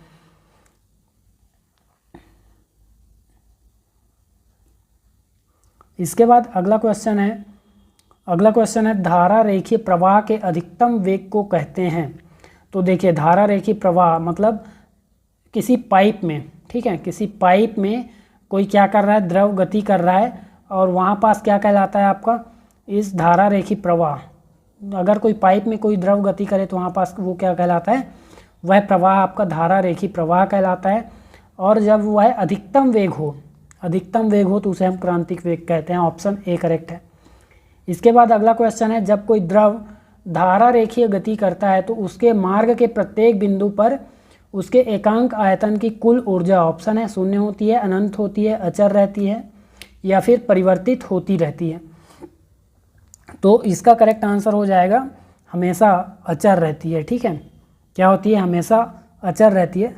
तो देखिए एकांक आयतन की कुल ऊर्जा का योग कुल ऊर्जा का योग मतलब यहाँ पास दाब ऊर्जा, गतिज ऊर्जा मतलब PV²/2 और जो स्थितिज ऊर्जा होगी मतलब P, G और H। तो इन तीनों का जो टोटल योग होता है वह हमेशा अचर रहता है जब धारा रेखीय गति करता है तब। ठीक है, तो धारा रेखीय गति में इसको याद रखेंगे। और ये किसका सिद्धांत है तो आप याद रखिए बर्नौली का सिद्धांत या प्रमेय है। इसके बाद अगला क्वेश्चन है, किसी पदार्थ का घनत्व तो उसके आयतन के ऑप्शन है अनुक्रमानुपाती, व्युत्क्रमानुपाती या फिर बराबर होता है या फिर आधा होता है। तो देखिए घनत्व तो उसके आयतन के हमेशा व्युत्क्रमानुपाती होता है। ठीक है, आयतन क्या करता है, जितना स्थान घेरता है उसको बताता है, और घनत्व तो क्या करता है, एक निश्चित स्थान में उसकी सघनता को बताता है। तो अगर जिसका आयतन ज़्यादा होगा, ठीक है, जिसका आयतन ज़्यादा होगा उसका घनत्व तो हमेशा कम होता है। ठीक है, आयतन बढ़ने पर जो है घनत्व तो कम होता है। अगर एक निश्चित पदार्थ की मात्रा लें और उसके आयतन में वृद्धि करें तो घनत्व जो है कम होता है, ये यहाँ पास बताया जा रहा है। इसके बाद अगला क्वेश्चन देखिए, अगला है भाप इंजन के आविष्कारक कौन है। भाप इंजन के आविष्कारक कौन है तो ऑप्शन है James Watt, Michael Faraday, Galileo या फिर सोल्स। यहाँ पास करेक्ट आंसर हो जाएगा जेम्स वाट, इन्होंने भाप इंजन का आविष्कार किया। और माइकल फेराडे इन्होंने किसका आविष्कार किया तो डायनेमो का आविष्कार किया। गैलीलियो ने दूरबीन का और सोल्स ने टाइपराइटर का आविष्कार किया है। इसके बाद अगला क्वेश्चन देखिए, 2 किलोग्राम की एक बंदूक से 20 ग्राम की गोली 100 मीटर प्रति सेकंड के क्षैतिज वेग से छोड़ी जाती है, तो बंदूक के पीछे हटने का वेग क्या होगा। तो देखिए इसके लिए आपको संवेग संरक्षण का नियम पता होना चाहिए। ठीक है, संवेग संरक्षण से ये सॉल्व हो जाएगा। यहाँ पास देखिए बंदूक का वजन कितना है 2 किलोग्राम है, और बंदूक का प्रारंभिक वेग कितना है 0 है। और इसके साथ हम जोड़ेंगे किसको, गोली का वजन कितना है 0.02 kg है। ठीक है, 0.020 kg है। और इसके साथ गुणा करेंगे हम गोली के प्रारंभिक वेग मतलब 0 का, और इसके बाद इसके बराबर होगा कौन सा, बंदूक का अंतिम वेग और गोली का अंतिम वेग का योगफल। मतलब बंदूक का अंतिम वेग निकालेंगे तो 2 गुणा 0, क्योंकि बंदूक तो अभी भी स्थिर है, सॉरी यहाँ पास 2 गुणा m मान लीजिए, क्योंकि बंदूक का जो अंतिम वेग है वही तो पीछे हटने का वेग है। बंदूक का अंतिम वेग ही क्या है, पीछे हटने का वेग है, तो उसको m मान लीजिए। इसके बाद गोली का अंतिम वेग कैसे निकालेंगे तो 0.020, और इसका गुणा करेंगे किससे, यहाँ पास गोली के वेग मतलब 100 मीटर प्रति सेकंड से, तो गुणा कीजिए 100 से। इसके बाद देखिए इस तरफ तो पूरा 0 हो गया, तो 0 बराबर 2m गुणा यहाँ पास कितना हो जाएगा 2, सॉरी यहाँ पास क्या हो जाएगा 2m + 2, क्योंकि यहाँ पास प्लस है। ठीक है, यहाँ पास क्या है आपका प्लस है, यहाँ भी हमने प्लस किया था तो इस तरफ भी हम प्लस ही करेंगे। ठीक है, तो देखिए ये तो 2m हो गया, m क्या है आपका बंदूक का अंतिम वेग है, हमने माना है ऐसा। ठीक है, इसके बाद इसका जब गुणनफल करेंगे तो यहाँ पास हमको 2 मिलेगा, तो इसको सॉल्व कीजिए अब। तो 2m + 2 = 0, और 2m = कितना हो जाएगा -2, और m = -1 हो जाएगा। और वेग को माइनस में ना लेकर हम यहाँ पास क्या लेंगे, ऑप्शन ए को करेक्ट ले लेंगे, यानी 1 मीटर प्रति सेकंड। इसके बाद अगला क्वेश्चन देखिए, अगला क्वेश्चन है 5 किलोग्राम की एक ट्रॉली पर बल लगाने से उसमें 10 मीटर प्रति सेकंड स्क्वायर का त्वरण उत्पन्न होता है। आरोपित बल का मान है, ऑप्शन है 30 न्यूटन, 40 न्यूटन, 50 या फिर 60 न्यूटन। तो देखिए बल के लिए क्या फॉर्मूला है, F = m × a। तो F मतलब बल का मान यहाँ पास निकल जाएगा, m कितना है यहाँ पास 5 किलोग्राम, त्वरण कितना है 10 मीटर प्रति सेकंड। तो इसका गुणनफल करेंगे तो यहाँ पास हमको 50 न्यूटन मिल जाएगा, यानी ऑप्शन सी यहाँ पास करेक्ट है। इसके बाद अगला क्वेश्चन देखिए, अगला क्वेश्चन है 40 किलोग्राम और 20 किलोग्राम द्रव्यमान की 2 गोलाकार वस्तुएं 10 मीटर प्रति सेकंड और 50 मीटर प्रति सेकंड के वेग से चल रही हैं। उनकी दिशा यहाँ पास दिशा है एक दूसरे की ओर हैं, कुछ समय के पश्चात हुए टक्कर में आपस में चिपक जाती हैं। इस जुड़ी हुई वस्तु का वेग कितना है। तो देखिए ये 2 वस्तुएं हैं, ठीक है, ये 2 वस्तुएं 40 किलोग्राम और 20 किलोग्राम की दोनों वस्तुएं एक ही दिशा में चल रही हैं 10 मीटर प्रति सेकंड और 50 मीटर प्रति सेकंड के वेग से। जब ये टकराएंगी तो इनका वेग जो है कम हो जाएगा, ठीक है, क्योंकि विपरीत दिशा से आकर टकरा रही हैं तो वेग कम हो जाएगा। और किसका वेग भारी पड़ेगा, 50 मीटर पर सेकंड मतलब इस तरफ जाएगा। इसका मतलब यहाँ पास वेग में कमी कितनी होगी, तो हम यहाँ पास क्या करेंगे, एक वेग को माइनस में ले लेंगे और एक वेग को प्लस में रखेंगे। तो उससे क्या होगा, पता चलेगा कि दोनों विपरीत दिशा में हैं। अब यहाँ भी हम संवेग संरक्षण का नियम लगाते हैं, ठीक है। यहाँ संवेग संरक्षण का नियम लगाएंगे तो 40 किलोग्राम वाली वस्तु का प्रारंभिक वेग कितना है, 40 किलोग्राम वाली वस्तु का प्रारंभिक वेग यहाँ पास 10 मीटर प्रति सेकंड है, प्लस करेंगे 20 किलोग्राम वाली वस्तु को गुणा करेंगे किससे, 50 मीटर से, ठीक है। तो ये क्या हो जाएगा, माइनस में रहेगा, ये कितना है, माइनस में है, तो -50 हो जाएगा। और बराबर अंत में हम क्या करेंगे कि इनका वेग निकालेंगे। अंतिम वेग मान लेते हैं v है, जब दोनों एक साथ चिपक जाएंगी तो उनका वेग v मान लेते हैं। और इसका जो टोटल वजन है, टोटल द्रव्यमान है, कितना हो जाएगा, 40 + 20 हो जाएगा। तो इसके बाद हमको यहाँ पास v का वैल्यू निकालना है, तो यहाँ पास 40 का 10 से गुणा करेंगे, यहाँ पास 400 हो जाएगा, और माइनस 20 से 50 का गुणा करेंगे तो यहाँ पास 1000 हो जाएगा, और बराबर यहाँ पास v गुणा 60 हो जाएगा। इसका मतलब -600 बराबर 60 v। तो v का वैल्यू यहाँ से निकालेंगे, 60 से डिवाइड करेंगे, आ जाएगा -10। और हम यहाँ पास वेग को क्या करेंगे, माइनस में ना लेकर ऑप्शन ए को करेक्ट मानेंगे, यानी 10 मीटर प्रति सेकंड। तो ऑप्शन ए यहाँ पास करेक्ट है। इसके बाद नेक्स्ट क्वेश्चन है, यदि किसी वस्तु पर 10 न्यूटन का बल लगाने पर उसका विस्थापन 5 मीटर होता है तो किए गए कार्य का मान होगा, ऑप्शन है 2 जूल। सीधा सॉल्व करते हैं, ठीक है, सीधा सॉल्व करते हैं। कार्य का सूत्र क्या होता है, F × D, यानी बल गुणित विस्थापन। बल कितना है 10, विस्थापन कितना है 5 मीटर, तो यहाँ पास कितना हो जाएगा 50 जूल। ऑप्शन सी यहाँ पास करेक्ट है। इसके बाद अगला क्वेश्चन देखिए, यदि 10 जूल कार्य करने में 5 सेकंड लगते हैं तो शक्ति की मात्रा क्या होगी। तो देखिए, कार्य करने की जो क्षमता है उसको शक्ति बोलते हैं। क्षमता मतलब यहाँ पास दर, तो कार्य कितना किया गया 10, समय कितना लगा 5, दोनों डिवाइड करेंगे आपका आ जाएगा 2 वाट। तो ऑप्शन ए यहाँ पास करेक्ट है। शक्ति यानी पावर इज इक्वल टू कितना हो जाएगा, वर्क अपॉन टाइम आपका फॉर्मूला हो जाएगा। इसके बाद अगला क्वेश्चन देखिए, स्थिर आयतन गैस तापमापी में कौन सी गैस का उपयोग नहीं किया जाता है। ऑप्शन हाइड्रोजन, हीलियम, नाइट्रोजन, या फिर इनमें से कोई नहीं। तो स्थिर आयतन गैस तापमापी में तीनों का ही उपयोग किया जाता है, ठीक है। तो उपयोग नहीं किया जाता है पूछा गया, ऑप्शन डी यहाँ पास करेक्ट आंसर हो जाएगा। हाइड्रोजन का उपयोग कब किया जाता है, -200 डिग्री सेल्सियस से लेकर 500 डिग्री सेल्सियस के बीच के तापमान के मापन के लिए किया जाता है। हीलियम का उपयोग कब किया जाता है, तो -200 डिग्री सेल्सियस से -268 डिग्री सेल्सियस तक के मापन के लिए किया जाता है। और नाइट्रोजन का 500 डिग्री सेल्सियस से लेकर 1500 डिग्री सेल्सियस तक के मापन के लिए किया जाता है। इसके बाद केल्विन पैमाने में जल का क्वथनांक कितना होता है। क्वथनांक मतलब जल जब भाप बनने लगता है, वाष्पीकरण होना प्रारंभ हो जाता है उसका, तो कौन सा होता है, 100 केल्विन, 373.15 केल्विन, या 273.15 केल्विन, या -373.15 केल्विन। तो यहाँ पास इसका करेक्ट आंसर हो जाएगा ऑप्शन बी, 373.15 केल्विन। ये क्या है, यहाँ पास क्वथनांक है, और ऑप्शन सी यहाँ पास इसका हिमांक है केल्विन में। हिमांक मतलब जब वह पानी जमने लगता है बर्फ़ के रूप में, तो ये हिमांक कहलाता है। इसके बाद सेल्सियस में जो है जल का क्वथनांक जान लीजिए और हिमांक। जल का हिमांक होता है 0 डिग्री सेल्सियस और 100 डिग्री सेल्सियस क्वथनांक होता है सेल्सियस में। केल्विन में हमने देख लिया। इसके बाद फ़ारेनहाइट में 32 डिग्री फ़ारेनहाइट क्या होता है आपका, हिमांक होता है, और 212 डिग्री फ़ारेनहाइट, 212 डिग्री फ़ारेनहाइट क्या होता है आपका, क्वथनांक होता है। र्यूमर में भी जान लीजिए 0 डिग्री र्यूमर आपका क्या कहलाता है, जल का हिमांक, और 80 डिग्री र्यूमर आपका क्या कहलाता है, जल का क्वथनांक कहलाता है। इसके बाद अगला क्वेश्चन है, अगला क्वेश्चन क्या है, परम शून्य ताप का मान कितना है।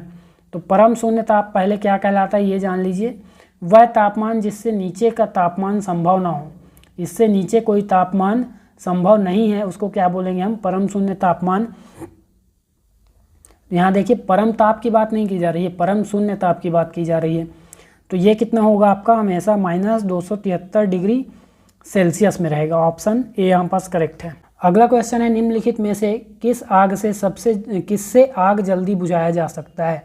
क्या शीतल जल से, गर्म जल से, उबलता जल या फिर बर्फ़ से? तो देखिए उबलते जल से सबसे ज़्यादा तीव्र गति से आग को बुझाया जा सकता है, क्योंकि उबलते जल का जो पृष्ठ तनाव है वह सबसे कम होता है, पृष्ठ तनाव सबसे कम होगा, इसलिए यहाँ पास करेक्ट आंसर है। इसके बाद अगला क्वेश्चन देखिए, अगला क्वेश्चन है अच्छे अवशोषक ही अच्छे उत्सर्जक होते हैं, किसका नियम है? क्या स्टीफन का, किरचॉफ का, न्यूटन का या फिर इनमें से कोई नहीं? तो इसका करेक्ट आंसर हो जाएगा किरचॉफ का नियम है, ऑप्शन बी करेक्ट है। ठीक है, स्टीफन का नियम क्या है कि वस्तु के एकांक क्षेत्रफल से उत्सर्जित विकिरण ऊर्जा यानी ई अनुक्रमानुपाती होगी परम ताप के चतुर्थ घात के, यही क्या है? स्टीफन का नियम है। इसके बाद न्यूटन का जो नियम है ये शीतलन का नियम है। इसके अनुसार किसी वस्तु के जो ठंडे होने की दर है, ठंडे होने की दर है, ये कोई वस्तु है, इसकी ठंडे होने की दर क्या कहलाए, कितना होगा?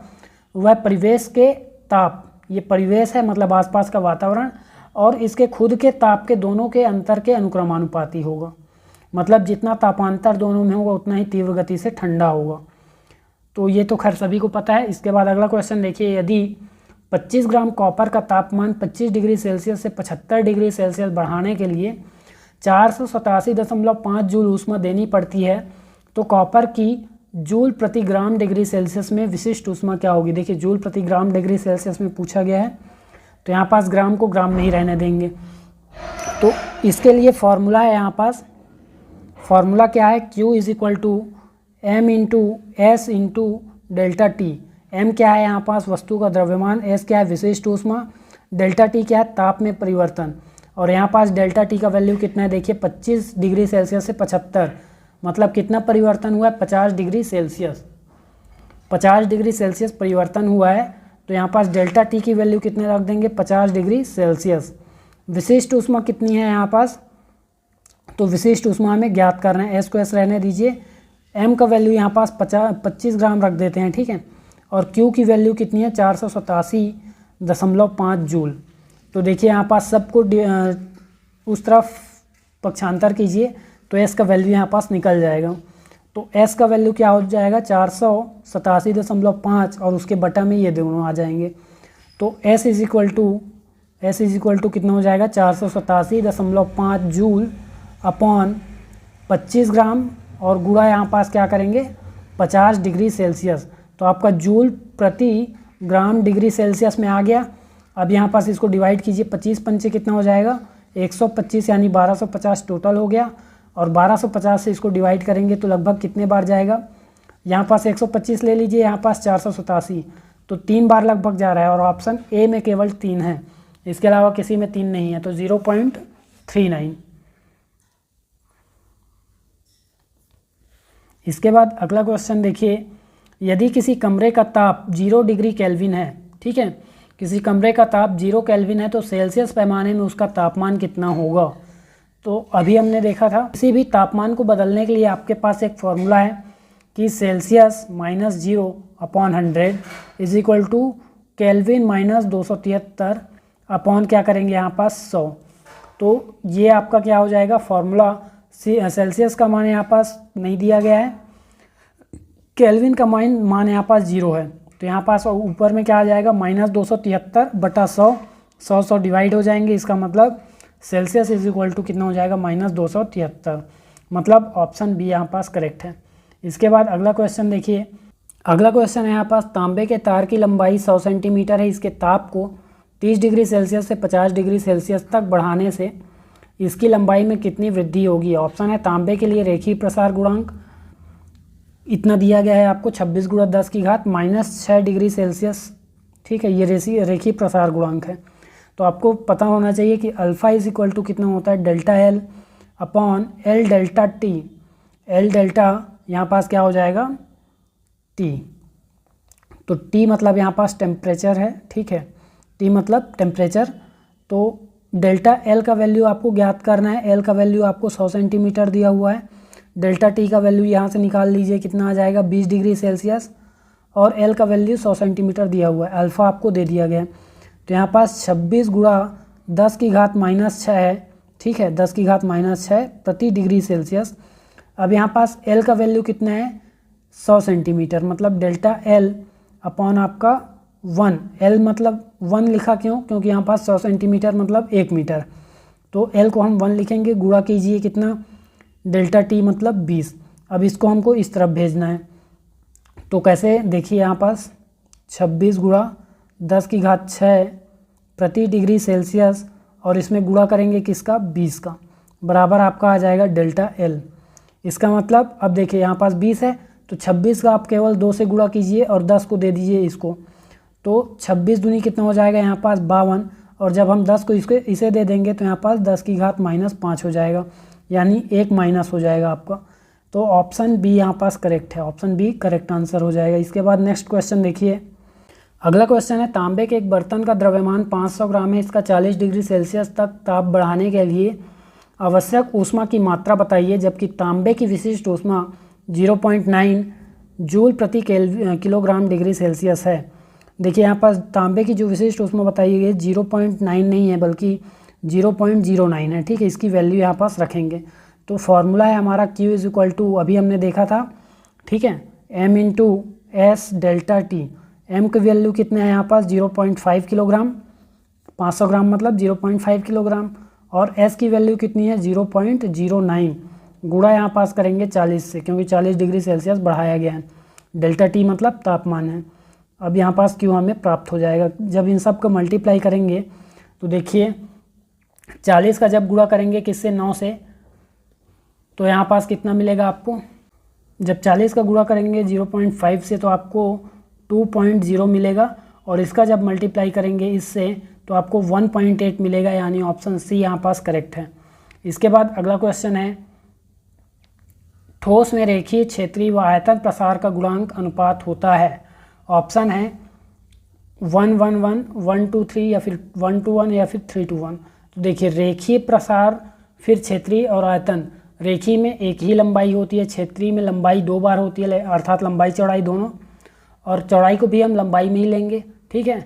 और आयतन में लंबाई चौड़ाई और ऊंचाई मतलब 3 होता है। इसका मतलब आप देख सकते हैं अनुपात आपका क्या होगा, 1:3 का रेशियो होगा, ऑप्शन बी करेक्ट है। इसके बाद अगला क्वेश्चन है, 1 किलोग्राम जल का तापमान 60 डिग्री सेल्सियस है, यदि 40 डिग्री सेल्सियस तापमान वाले 1 किलोग्राम जल में मिश्रित कर दें तो मिश्रण का तापमान क्या होगा। तो देखिए 1 किलोग्राम जल का तापमान 60 डिग्री है, दूसरे वाले 1 किलोग्राम का तापमान कितना है, 40 डिग्री सेल्सियस है।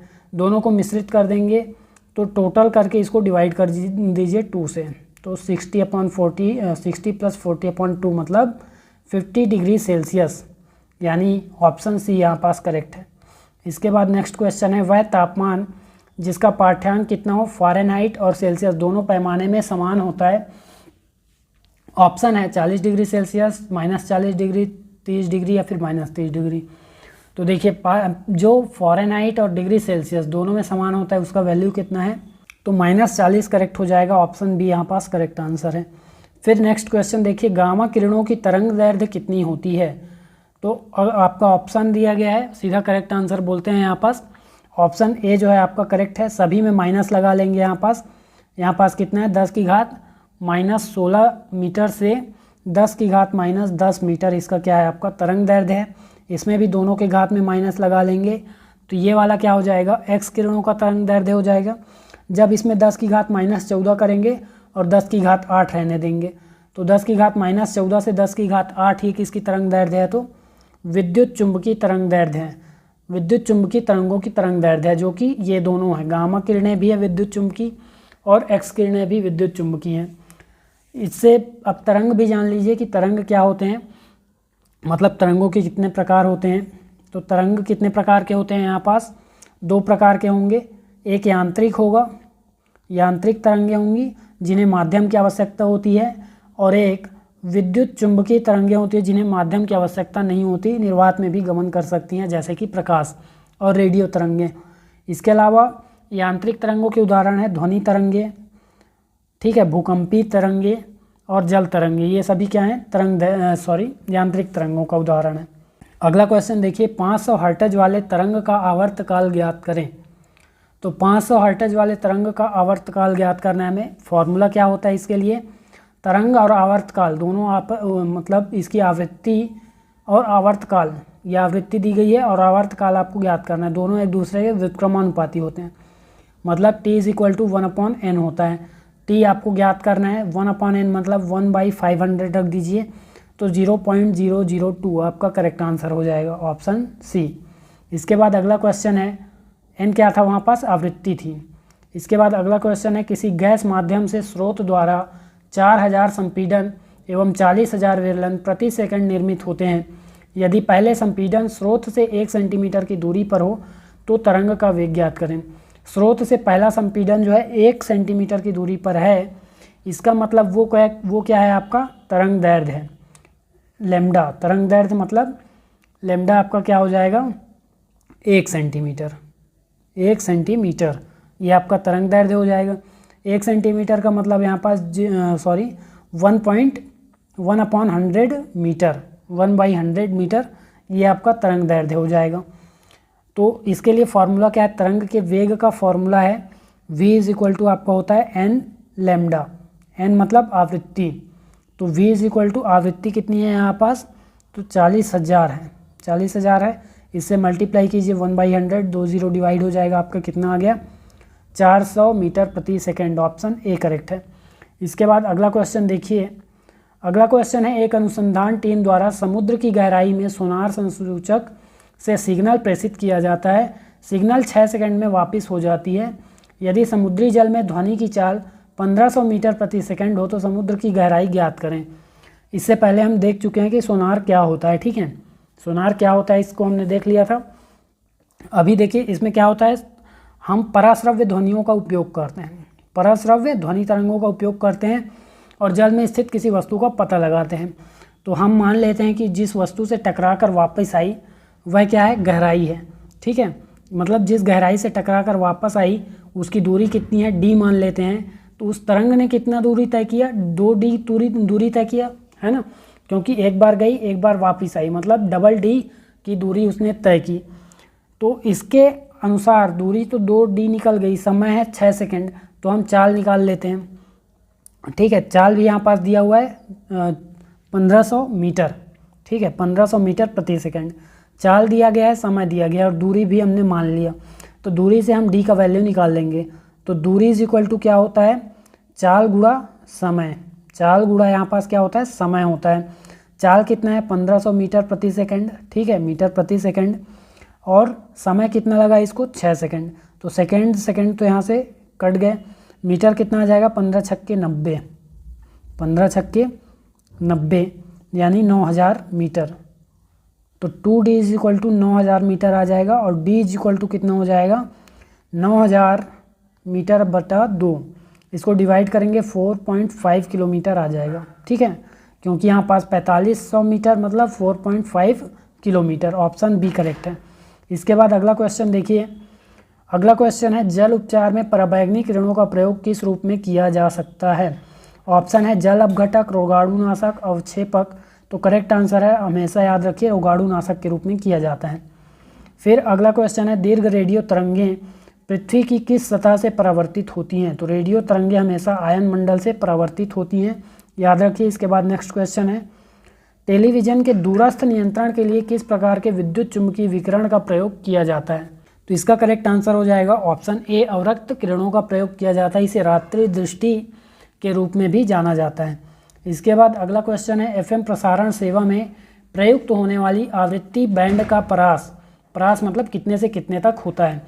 तो कितनी से कितनी तक उसकी आवृत्ति होती है, तो 88 से 108 मेगाहर्ट्ज, ऑप्शन डी यहाँ पास करेक्ट है।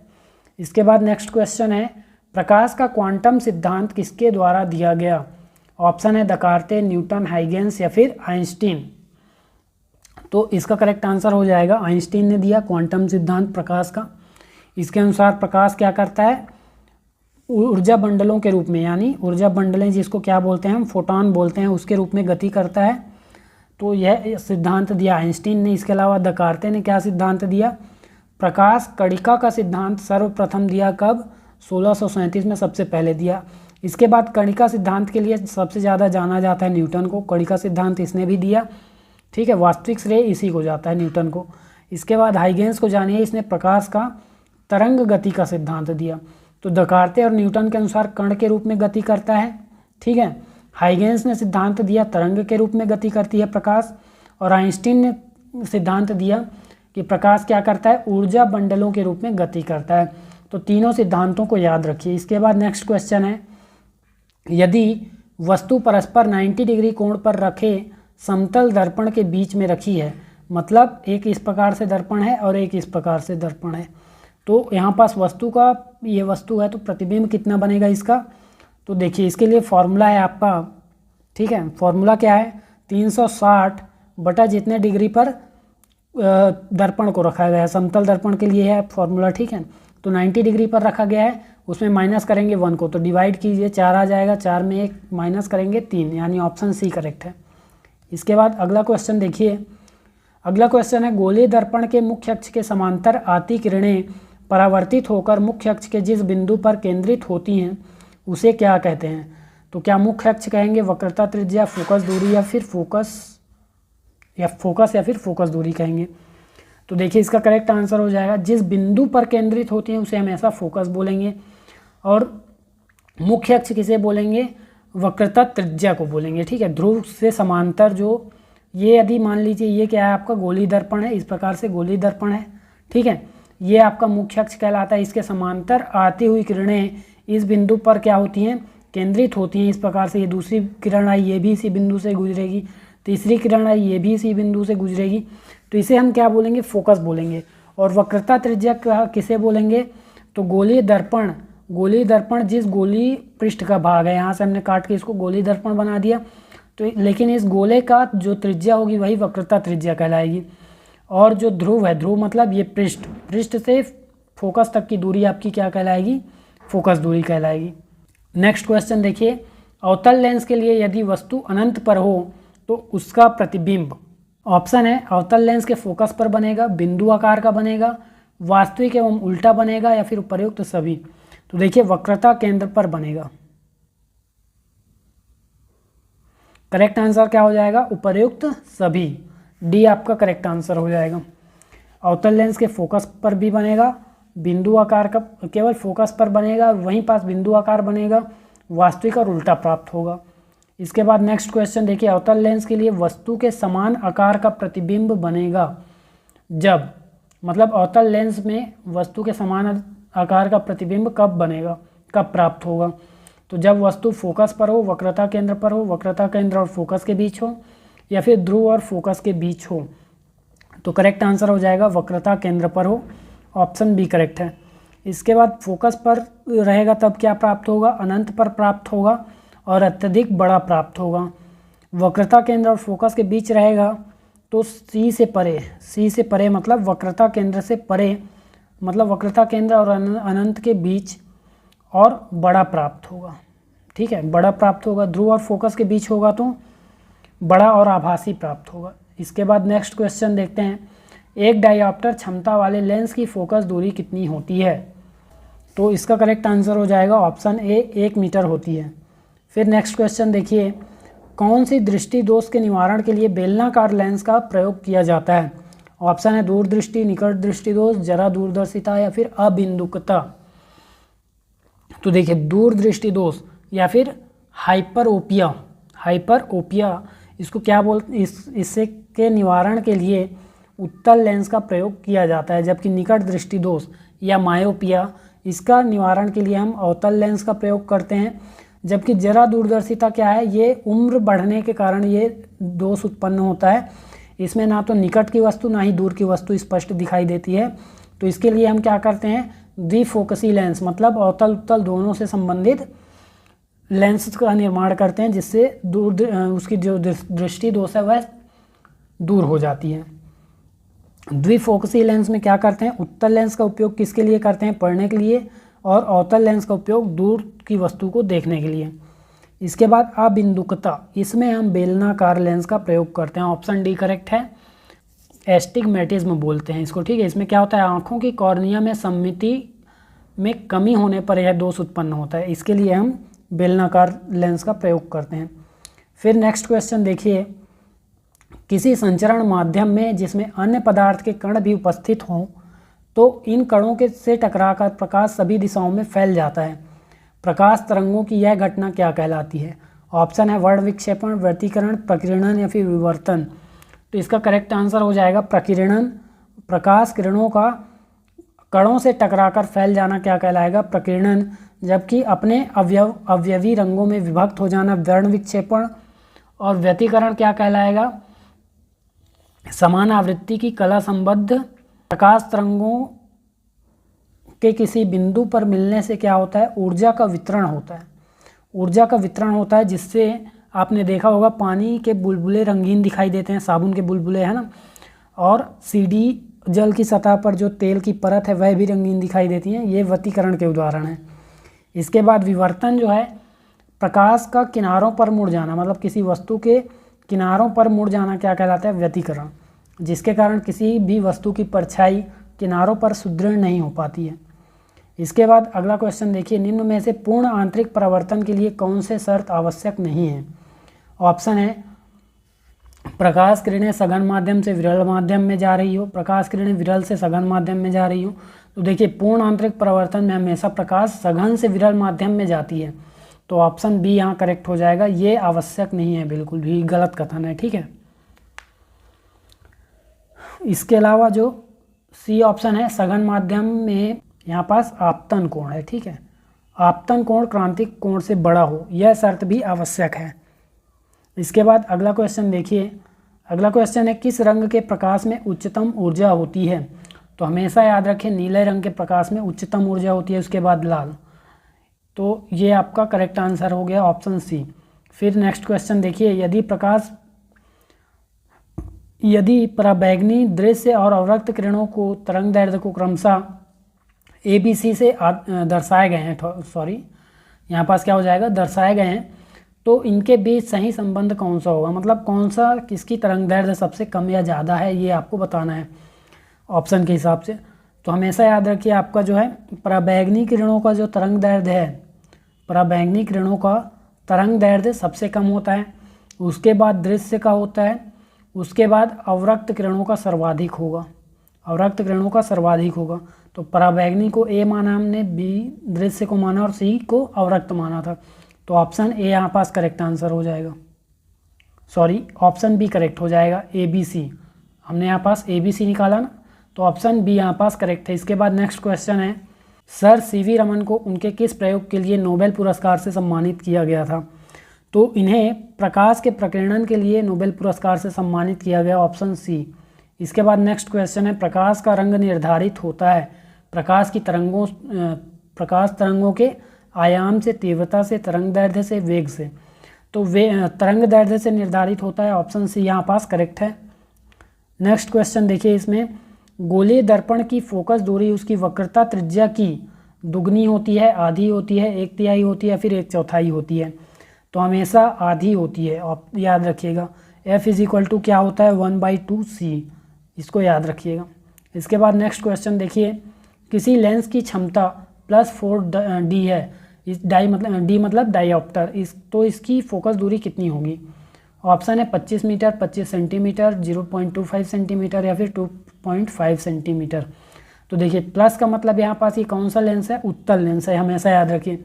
अगर डायोप्टर आपको प्लस में दिया गया है तो उत्तल लेंस है, माइनस में देगा तो अवतल लेंस है। तो इसके लिए फॉर्मूला है फोकस दूरी = कितना होता है? 1/d, मतलब क्षमता के व्युत्क्रमानुपाती होता है। तो यहाँ पास 1/4 करेंगे तो डिवाइड कीजिए, 0.25 आ जाएगा, और किस में? मीटर में।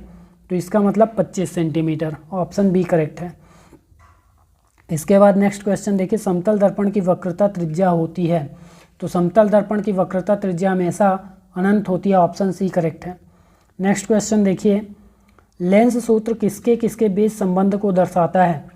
तो वस्तु की दूरी और फोकस दूरी के बीच संबंध को, या फिर वस्तु की दूरी और प्रतिबिंब के बीच, प्रतिबिंब और फोकस के बीच, या फिर वस्तु की दूरी, प्रतिबिंब की दूरी और फोकस दूरी, तीनों के बीच। तो ये डी आपका करेक्ट हो जाएगा, तीनों के बीच संबंध को दर्शाता है। फिर नेक्स्ट क्वेश्चन देखिए, अवतल दर्पण में अगर वस्तु ध्रुव और फोकस के बीच हो तो प्रतिबिंब कहाँ बनेगा? फोकस पर, वक्रता केंद्र पर, दर्पण के पीछे, या फिर अनंत पर? तो देखिए वस्तु जो है ध्रुव और फोकस के बीच हो तो प्रतिबिंब कहाँ बनेगा? हमेशा दर्पण के पीछे बनेगा, आभासी बनेगा, ठीक है, आभासी बनेगा और सीधा बनेगा, वस्तु से बड़ा बनेगा। तो इन सब को याद रखिए। इसके बाद नेक्स्ट क्वेश्चन है, प्रकाशीय तंतु किस सिद्धांत पर कार्य करते हैं? तो अपवर्तन, परावर्तन, ध्रुवीकरण या फिर पूर्ण आंतरिक परावर्तन। तो हमेशा परावर्तन के सिद्धांत पर कार्य करते हैं। नेक्स्ट क्वेश्चन है, प्रकाशीय तंतु या फिर ऑप्टिकल फाइबर्स किस सिद्धांत पर कार्य करता है? तो ऑप्शन है अपवर्तन, परावर्तन, ध्रुवीकरण या फिर पूर्ण आंतरिक परावर्तन। तो ये हमेशा पूर्ण आंतरिक परावर्तन पर कार्य करते हैं। ऑप्शन डी यहाँ पास करेक्ट आंसर है। अगला क्वेश्चन है, किसी वस्तु का आवर्धित और आभासी प्रतिबिंब प्राप्त करने के लिए किस दर्पण का प्रयोग किया जाता है? ऑप्शन है समतल, अवतल, उत्तल या फिर इनमें से कोई नहीं। तो देखिए, आवर्धित मतलब बड़ा प्रतिबिंब प्राप्त करने के लिए और आभासी प्रतिबिंब प्राप्त करने के लिए हम अवतल दर्पण का प्रयोग करते हैं। ऑप्शन बी करेक्ट है यहाँ पास। इसके बाद नेक्स्ट क्वेश्चन देखिए, दो आवेशों के बीच लगने वाले बल आवेशों के परिमाण के, ऑप्शन है अनुक्रमानुपाती, बराबर, व्युत्क्रमानुपाती या फिर इनमें से कोई नहीं। तो देखिए, हमेशा अनुक्रमानुपाती होगा, ठीक है। इससे पहले जो हमने आकर्षण बल देखा था सेम उसी प्रकार से है। तो जो यहाँ पास आकर्षण बल होगा वह आवेशों के परिमाण मतलब m1 m2 जो हमने देखा था उसी के हिसाब से यहाँ पास बल जो है q1 q2, क्योंकि आवेशों का परिमाण q1 के उसे शो करेंगे कूलॉम से, और अपॉन में r² मतलब बीच की दूरी के वर्ग के व्युत्क्रमानुपाती के अनुक्रमानुपाती होता है, ठीक है। ये अनुक्रमानुपाती है। इसको सॉल्व करेंगे तो हमको k नियतांक मिलेगा, f = q1 q2 upon r²। यहाँ पास k जो है नियतांक है और k का वैल्यू कितना होता है तो जान लीजिए 9 × 10⁹ न्यूटन मीटर स्क्वायर प्रति कूलॉम स्क्वायर। इसके बाद नेक्स्ट क्वेश्चन देखिए। नेक्स्ट क्वेश्चन है, विद्युत आवेश के संबंध में कौन सा कथन सही नहीं है? ऑप्शन है यह एक अदिश राशि है। तो विद्युत आवेश बिल्कुल एक अदिश राशि है, ठीक है। ये दो प्रकार के होते हैं, बिल्कुल दो प्रकार के होते हैं, धनात्मक और ऋणात्मक, धनावेशी और ऋणावेश। धनावेश में इलेक्ट्रॉन की कमी होती है, ऋणावेश में इलेक्ट्रॉन की अधिकता होती है। उदासीन कणों पर निवल विद्युत आवेश शून्य होता है, बिल्कुल सही कथन है ये भी। तो ऑप्शन डी आपका करेक्ट हो जाएगा। कौन सा कथन सही नहीं पूछा गया था? तो ऑप्शन डी करेक्ट है। इसके बाद नेक्स्ट क्वेश्चन देखिए, विद्युत आवेश के चारों तरफ का वह क्षेत्र जहाँ कोई अन्य आवेश आकर्षण या प्रतिकर्षण बल का अनुभव करता है क्या कहलाता है? तो विद्युत क्षेत्र कहलाता है। ऑप्शन बी यहाँ पास करेक्ट आंसर है। विद्युत धारा क्या है? तो आवेश प्रवाह की दर है। और विद्युत क्षेत्र की तीव्रता, विद्युत क्षेत्र के अंदर किसी परीक्षण आवेश की Q0 पर लगने वाला बल मतलब F, और परीक्षण आवेश Q0 के परिमाण मतलब Q0, तो इन दोनों के अनुपात को हम क्या बोलेंगे? विद्युत क्षेत्र की तीव्रता बोलेंगे, यानी उस पर आरोपित बल और उसका परिमाण के अनुपात को। इसके बाद अगला क्वेश्चन देखते हैं। अगला क्वेश्चन है, एकांक धनावेश को अनंत से विद्युत क्षेत्र के किसी बिंदु पर लाने में किया गया कार्य क्या कहलाता है? ऑप्शन है प्रतिरोध, विद्युत विभव, विभवांतर या फिर विद्युत धारा। तो इसका करेक्ट आंसर हो जाएगा विद्युत विभव कहलाता है। ऑप्शन बी यहाँ पास करेक्ट है, ठीक है। प्रतिरोध क्या है? तो धारा के प्रवाह को रोकने का कार्य करता है प्रतिरोध, ठीक है। किसी धातु का वह गुण जो धारा के प्रवाह में अवरोध उत्पन्न करता है उसे कहते हैं प्रतिरोध। विद्युत विभव क्या है? अभी हमने देखा कि एकांक धनावेश को अनंत से विद्युत क्षेत्र के किसी बिंदु पर लाने में किया गया कार्य विद्युत विभव कहलाता है। और इसका एसआई मात्रक जूल प्रति कूलॉम या फिर इसको वोल्ट भी बोलते हैं। और यह एक अदिश राशि है, इसको याद रखिए। विभवांतर भी बिल्कुल सेम है। एक कूलॉम विद्युत आवेश को विद्युत क्षेत्र के, देखिए अभी हमने क्या किया, एक विद्युत आवेश को क्या किया? अनंत से विद्युत क्षेत्र में लाया तो विद्युत विभव कहलाया। लेकिन अभी हम एक विद्युत क्षेत्र है, इसी में इस बिंदु से इस बिंदु तक ले गए तो ये क्या कहलाएगा? विभवांतर कहलाएगा। इसका मात्रक भी वोल्ट होता है, यह भी अदिश राशि है। इसके बाद नेक्स्ट क्वेश्चन देखते हैं। नेक्स्ट है, किसी मोटर का विभवांतर कम होने पर क्या होगा? ऑप्शन है मोटर को कार्य करने हेतु अधिक विद्युत धारा की आवश्यकता होगी। ऑप्शन बी है अधिक विद्युत धारा लेने के कारण विद्युत मोटर गर्म होकर जल जाएगी, या फिर उपर्युक्त दोनों, या फिर कोई प्रभाव नहीं पड़ेगा। तो देखिए ये दोनों ही कथन सही है, तो ऑप्शन सी आपका करेक्ट आंसर हो जाएगा। इसके बाद अगला क्वेश्चन देखते हैं। खोखले चालक के लिए विद्युत विभव और विद्युत क्षेत्र के संबंध में कौन सा कथन सही नहीं है? तो देखिए ऑप्शन दिया है आपका, इसके भीतर विद्युत क्षेत्र शून्य होता है, तो बिल्कुल सही कथन है। इसके भीतर प्रत्येक बिंदु पर विद्युत विभव समान होता है। जब विद्युत क्षेत्र शून्य है तो उसके अंदर विद्युत विभव समान ही होगा, तो ये भी कथन सही है। संपूर्ण आवेश बाहरी बिंदु पर ही रहता है, यह भी कथन सही है। तो उपर्युक्त सभी सही हैं।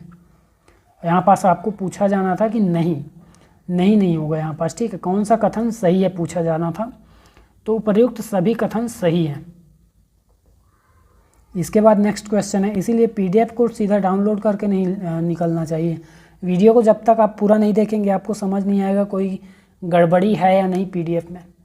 इसके बाद स्थिर ताप पर किसी धातु के तार में प्रवाहित होने वाली विद्युत धारा उस तार के सिरों के बीच विभवांतर के अनुक्रमानुपाती होता है, व्युत्क्रमानुपाती, बराबर, या फिर इनमें से कोई नहीं। तो देखिए यहाँ पास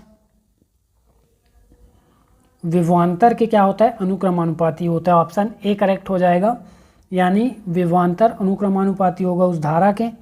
इसका मतलब V = I × R, और ये R क्या है, नियतांक है, जिसे हम क्या बोलते हैं, प्रतिरोध बोलते हैं। और यही क्या है, आपका ओम का नियम है, तो इसको भी याद रखिए। ये आपका जो सेंटेंस लिखा हुआ है क्या है, ये ओम का नियम है। R क्या है, प्रतिरोध, और इसका मात्रक भी क्या होता है, ओम होता है।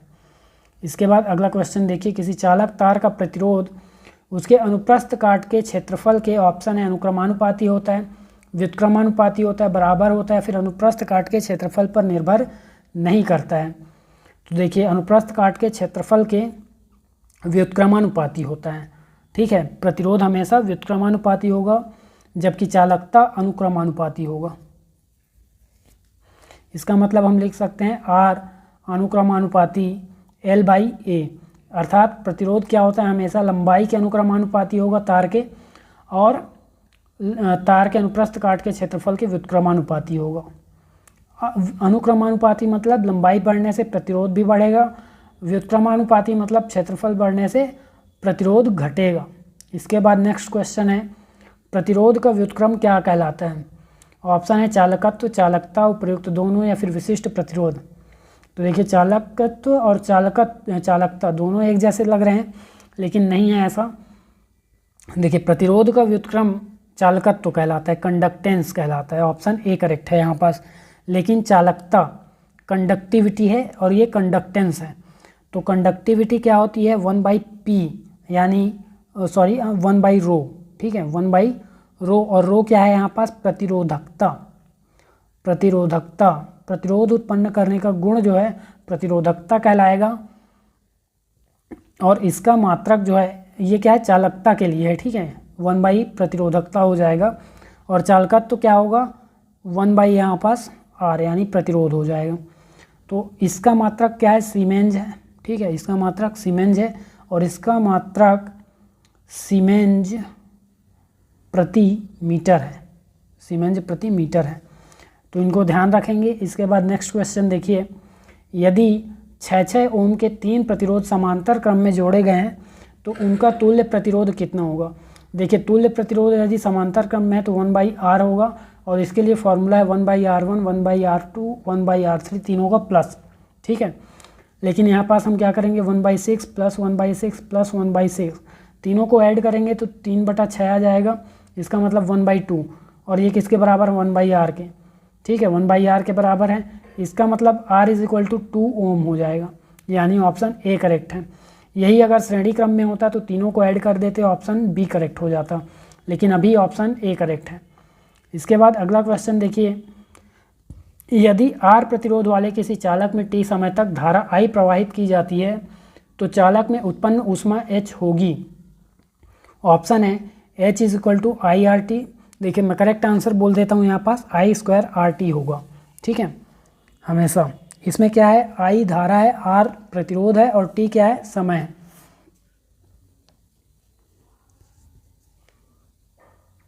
इसके बाद नेक्स्ट क्वेश्चन देखते हैं।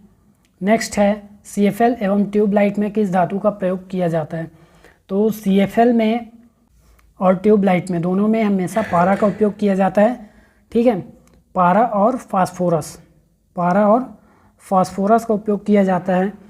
इसमें क्या होता है कि CFL में जब पारा का उपयोग करते हैं, पारे का जो वाष्प है, पारे के वाष्प को कम दाब पर भरा जाता है, ठीक है, कम दाब पर भरा जाता है, जो कि विद्युत धारा के प्रवाह से क्या होता है, अल्ट्रावायलेट रेज उत्पन्न करता है। और इन अल्ट्रावायलेट रेज से क्या होता है, उसके अंदर जो फास्फोरस लेपित किया गया है, ठीक है, जो फास्फोरस उसके ऊपर चढ़ाया गया है, कोटिंग किया गया है, वह चमकने लगता है, जिससे प्रकाश उत्पन्न होता है।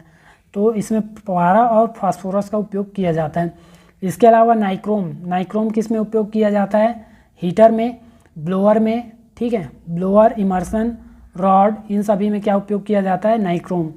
टंगस्टन किस में उपयोग किया जाता है, विद्युत बल्ब में, जो पुराने विद्युत बल्ब आते थे उनमें सब में क्या उपयोग किया जाता था, टंगस्टन उपयोग किया जाता था। सोडियम मिश्र धातु किस में उपयोग किया जाता है, तो टंगस्टन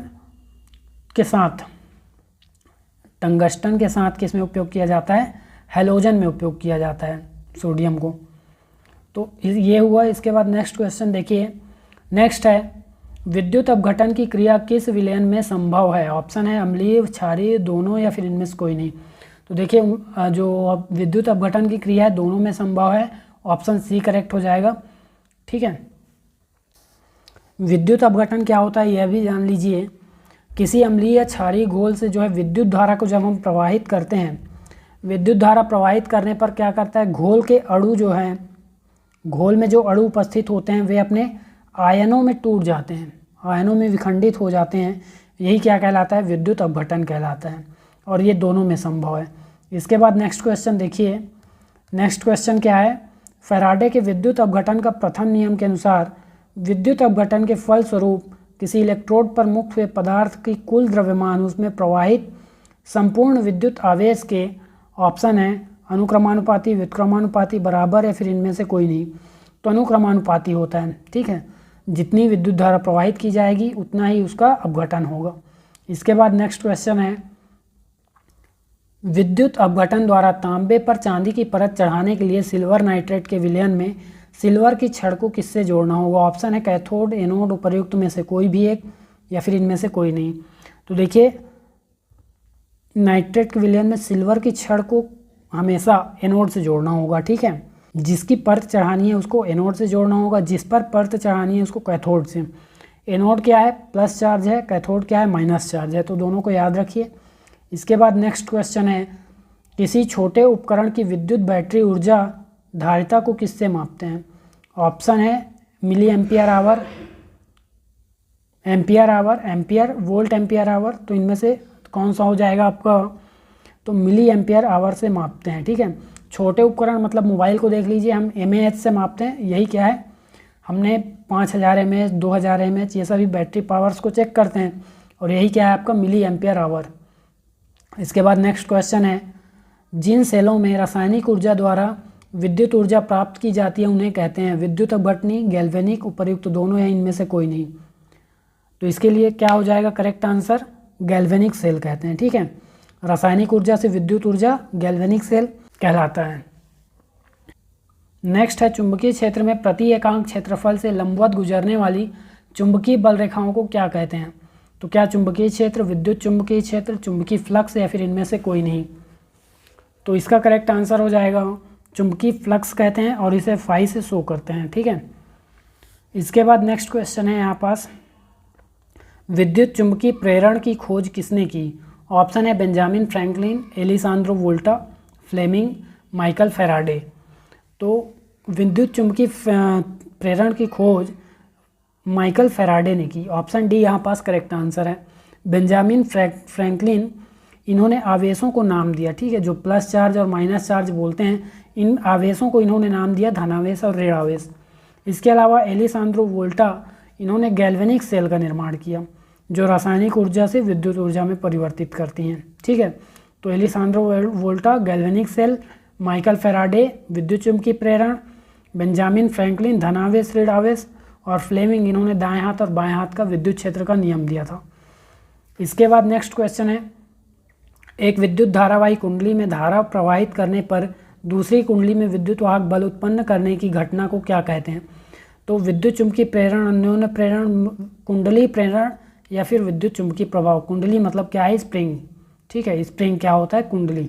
तो इसमें क्या करते हैं, एक स्प्रिंग से दूसरे कुंडली, मतलब इस प्रकार से जो वलित तार होता है उसको बोलते हैं कुंडली, ठीक है।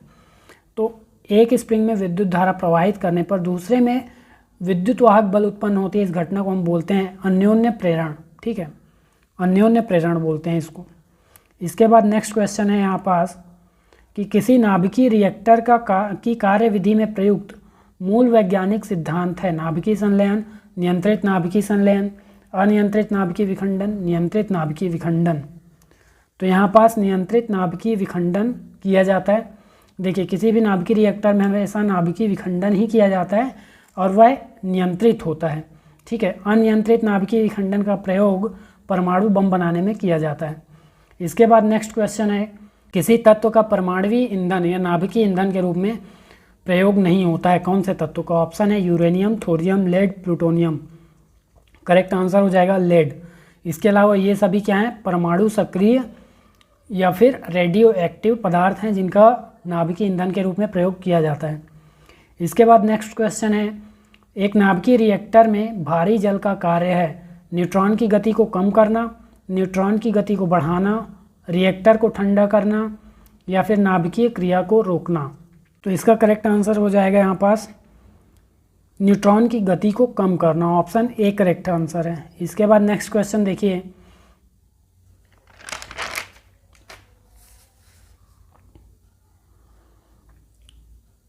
अगला क्वेश्चन है, रेडियो सक्रियता की खोज किसने की? ऑप्शन है de Broglie, A H Becquerel, Albert Einstein, इनमें से कोई नहीं। तो ए एच बैकेरल ने किया था। ठीक है, ए एच बैकेरल ने 1896 में इसकी खोज की रेडियो सक्रियता की। और डी ब्रॉगली इन्होंने क्या किया? तरंग की द्रव्य की जो तरंग प्रकृति है, द्रव्य मतलब कोई भी पदार्थ तरंग की भांति व्यवहार करता है, इसकी परिकल्पना किसने की? डी ब्रॉगली ने की। अल्बर्ट आइंस्टीन ने क्या किया? 1921 में इन्हें प्रकाश के विद्युत प्रभाव के लिए, ठीक है, प्रकाश के विद्युत चुंबकीय प्रभाव के लिए इन्हें नोबेल पुरस्कार दिया गया था। इसके बाद नेक्स्ट क्वेश्चन देखते हैं। नेक्स्ट है, भारत के पहले भूमिगत नाभिकीय परीक्षण को गुप्त नाम क्या दिया गया था? क्या कोड नेम दिया गया था? ऑप्शन है ऑपरेशन शक्ति, पोखरण, लाफिंग बुद्धा, स्माइलिंग बुद्धा। तो इसका करेक्ट आंसर हो जाएगा smiling Buddha. Option D correct है यहाँ पास। पोखरण द्वितीय भी इसे नाम दिया गया था, पोखरण प्रथम नाम दिया गया था, पोखरण प्रथम नाम दिया गया था। और कब हुआ ये? 18 मई 1974 को यह परीक्षण किया गया था। जबकि पोखरण द्वितीय और ऑपरेशन शक्ति एक ही है। ये 11 मई और 13 मई 1998 में परीक्षण किया गया। और ये 5 परीक्षण हुए जिसमें पहला नाभिकीय विखंडन पर आधारित था, जबकि बाकी के 4 नाभिकीय संलयन पर आधारित थे। इसके बाद नेक्स्ट क्वेश्चन है, नेक्स्ट क्वेश्चन देखते हैं, जिन अर्धचालकों में मुक्त इलेक्ट्रॉनों की संख्या बढ़ाने के कारण विद्युत प्रवाह होता है उन्हें क्या कहते हैं? तो उन्हें एन प्रकार के अर्धचालक बोलते हैं, जिसमें इलेक्ट्रॉनों की संख्या बढ़ने से विद्युत प्रवाह होता है। तो वे एन प्रकार के अर्धचालक हैं। बल्कि जिनमें होल्स की जो गति बढ़ने के कारण विद्युत प्रवाह होता है उन्हें पी प्रकार के अर्धचालक बोलते हैं। इसके बाद नेक्स्ट क्वेश्चन है, शुद्ध अर्धचालक में कितनी संयोजकता के अपद्रव्य मिलाने से एन प्रकार के अर्धचालक प्राप्त होते हैं? ऑप्शन है 3, 4, 5 या फिर 6। तो इसका करेक्ट आंसर हो जाएगा ऑप्शन सी, 5 प्रकार के अर्धचालक मिलाने से एन प्रकार के अर्धचालक, जबकि 3 संयोजकता के अर्धचालक, ये संयोजकता है, ठीक है, 5 संयोजकता और 3 संयोजक, 3 से पी प्रकार के अर्धचालक मिलेंगे और 5 से एन प्रकार के अर्धचालक मिलेंगे। संयोजकता क्या होती है केमिस्ट्री में अच्छे से देखेंगे अभी, ठीक है। संयोजकता मतलब किसी भी परमाणु द्वारा इलेक्ट्रॉन लेने या ग्रहण करने की क्षमता को हम क्या बोलते हैं? लेने या फिर देने की, ग्रहण करने या उत्सर्जित करने की जो क्षमता होती है उसको हम संयोजकता बोलते हैं। इसके बाद नेक्स्ट क्वेश्चन है, हाइड्रोजन बम किस सिद्धांत पर कार्य करता है या आधारित है? ऑप्शन है नियंत्रित संलयन या अनियंत्रित संलयन, नियंत्रित विखंडन या अनियंत्रित विखंडन। तो इसका करेक्ट आंसर हो जाएगा ये अनियंत्रित संलयन अभिक्रिया पर आधारित है। ऑप्शन बी करेक्ट हो जाएगा यहाँ पास। इसके बाद नेक्स्ट क्वेश्चन है, नाभिकीय रिएक्टर में मंदक के रूप में किसका प्रयोग किया जाता है? तो ग्रेफाइट का प्रयोग किया जाता है। ऑप्शन सी करेक्ट है। इसके अलावा ये तो ईंधन के रूप में प्रयोग किए जाते हैं। नेक्स्ट क्वेश्चन है यहाँ पास, प्रकाश की वह निश्चित न्यूनतम आवृत्ति, लास्ट क्वेश्चन है ये, ठीक है। लास्ट क्वेश्चन है, प्रकाश की वह निश्चित न्यूनतम आवृत्ति जो इलेक्ट्रॉन उत्सर्जन के लिए आवश्यक होती है क्या कहलाती है? ऑप्शन है देहली आवृत्ति, तरंगदैर्ध्य, नाभिकीय आवृत्ति या फिर इनमें से कोई नहीं। तो ये ऑप्शन ए आपका करेक्ट हो जाएगा, देहली आवृत्ति कहलाती है। और इसी के साथ आपका फिजिक्स का जो मोस्ट इंपॉर्टेंट 150 क्वेश्चंस थे वे कंप्लीट होते हैं। और प्रयोगशाला परिचारक से जुड़े अन्य वीडियोस के लिए जुड़े रहिए चैनल से, और पीडीएफ के लिए हमारे टेलीग्राम चैनल में चेक कर लीजिए एक बार, ठीक है। यदि आपको पीडीएफ मिलता है तो ठीक है, नहीं तो इसमें कमेंट करेंगे, आपको पीडीएफ मिल जाएगा टेलीग्राम से, ठीक है। तो वीडियो में अंत तक बने रहने के लिए धन्यवाद। मिलते हैं अगले वीडियो में।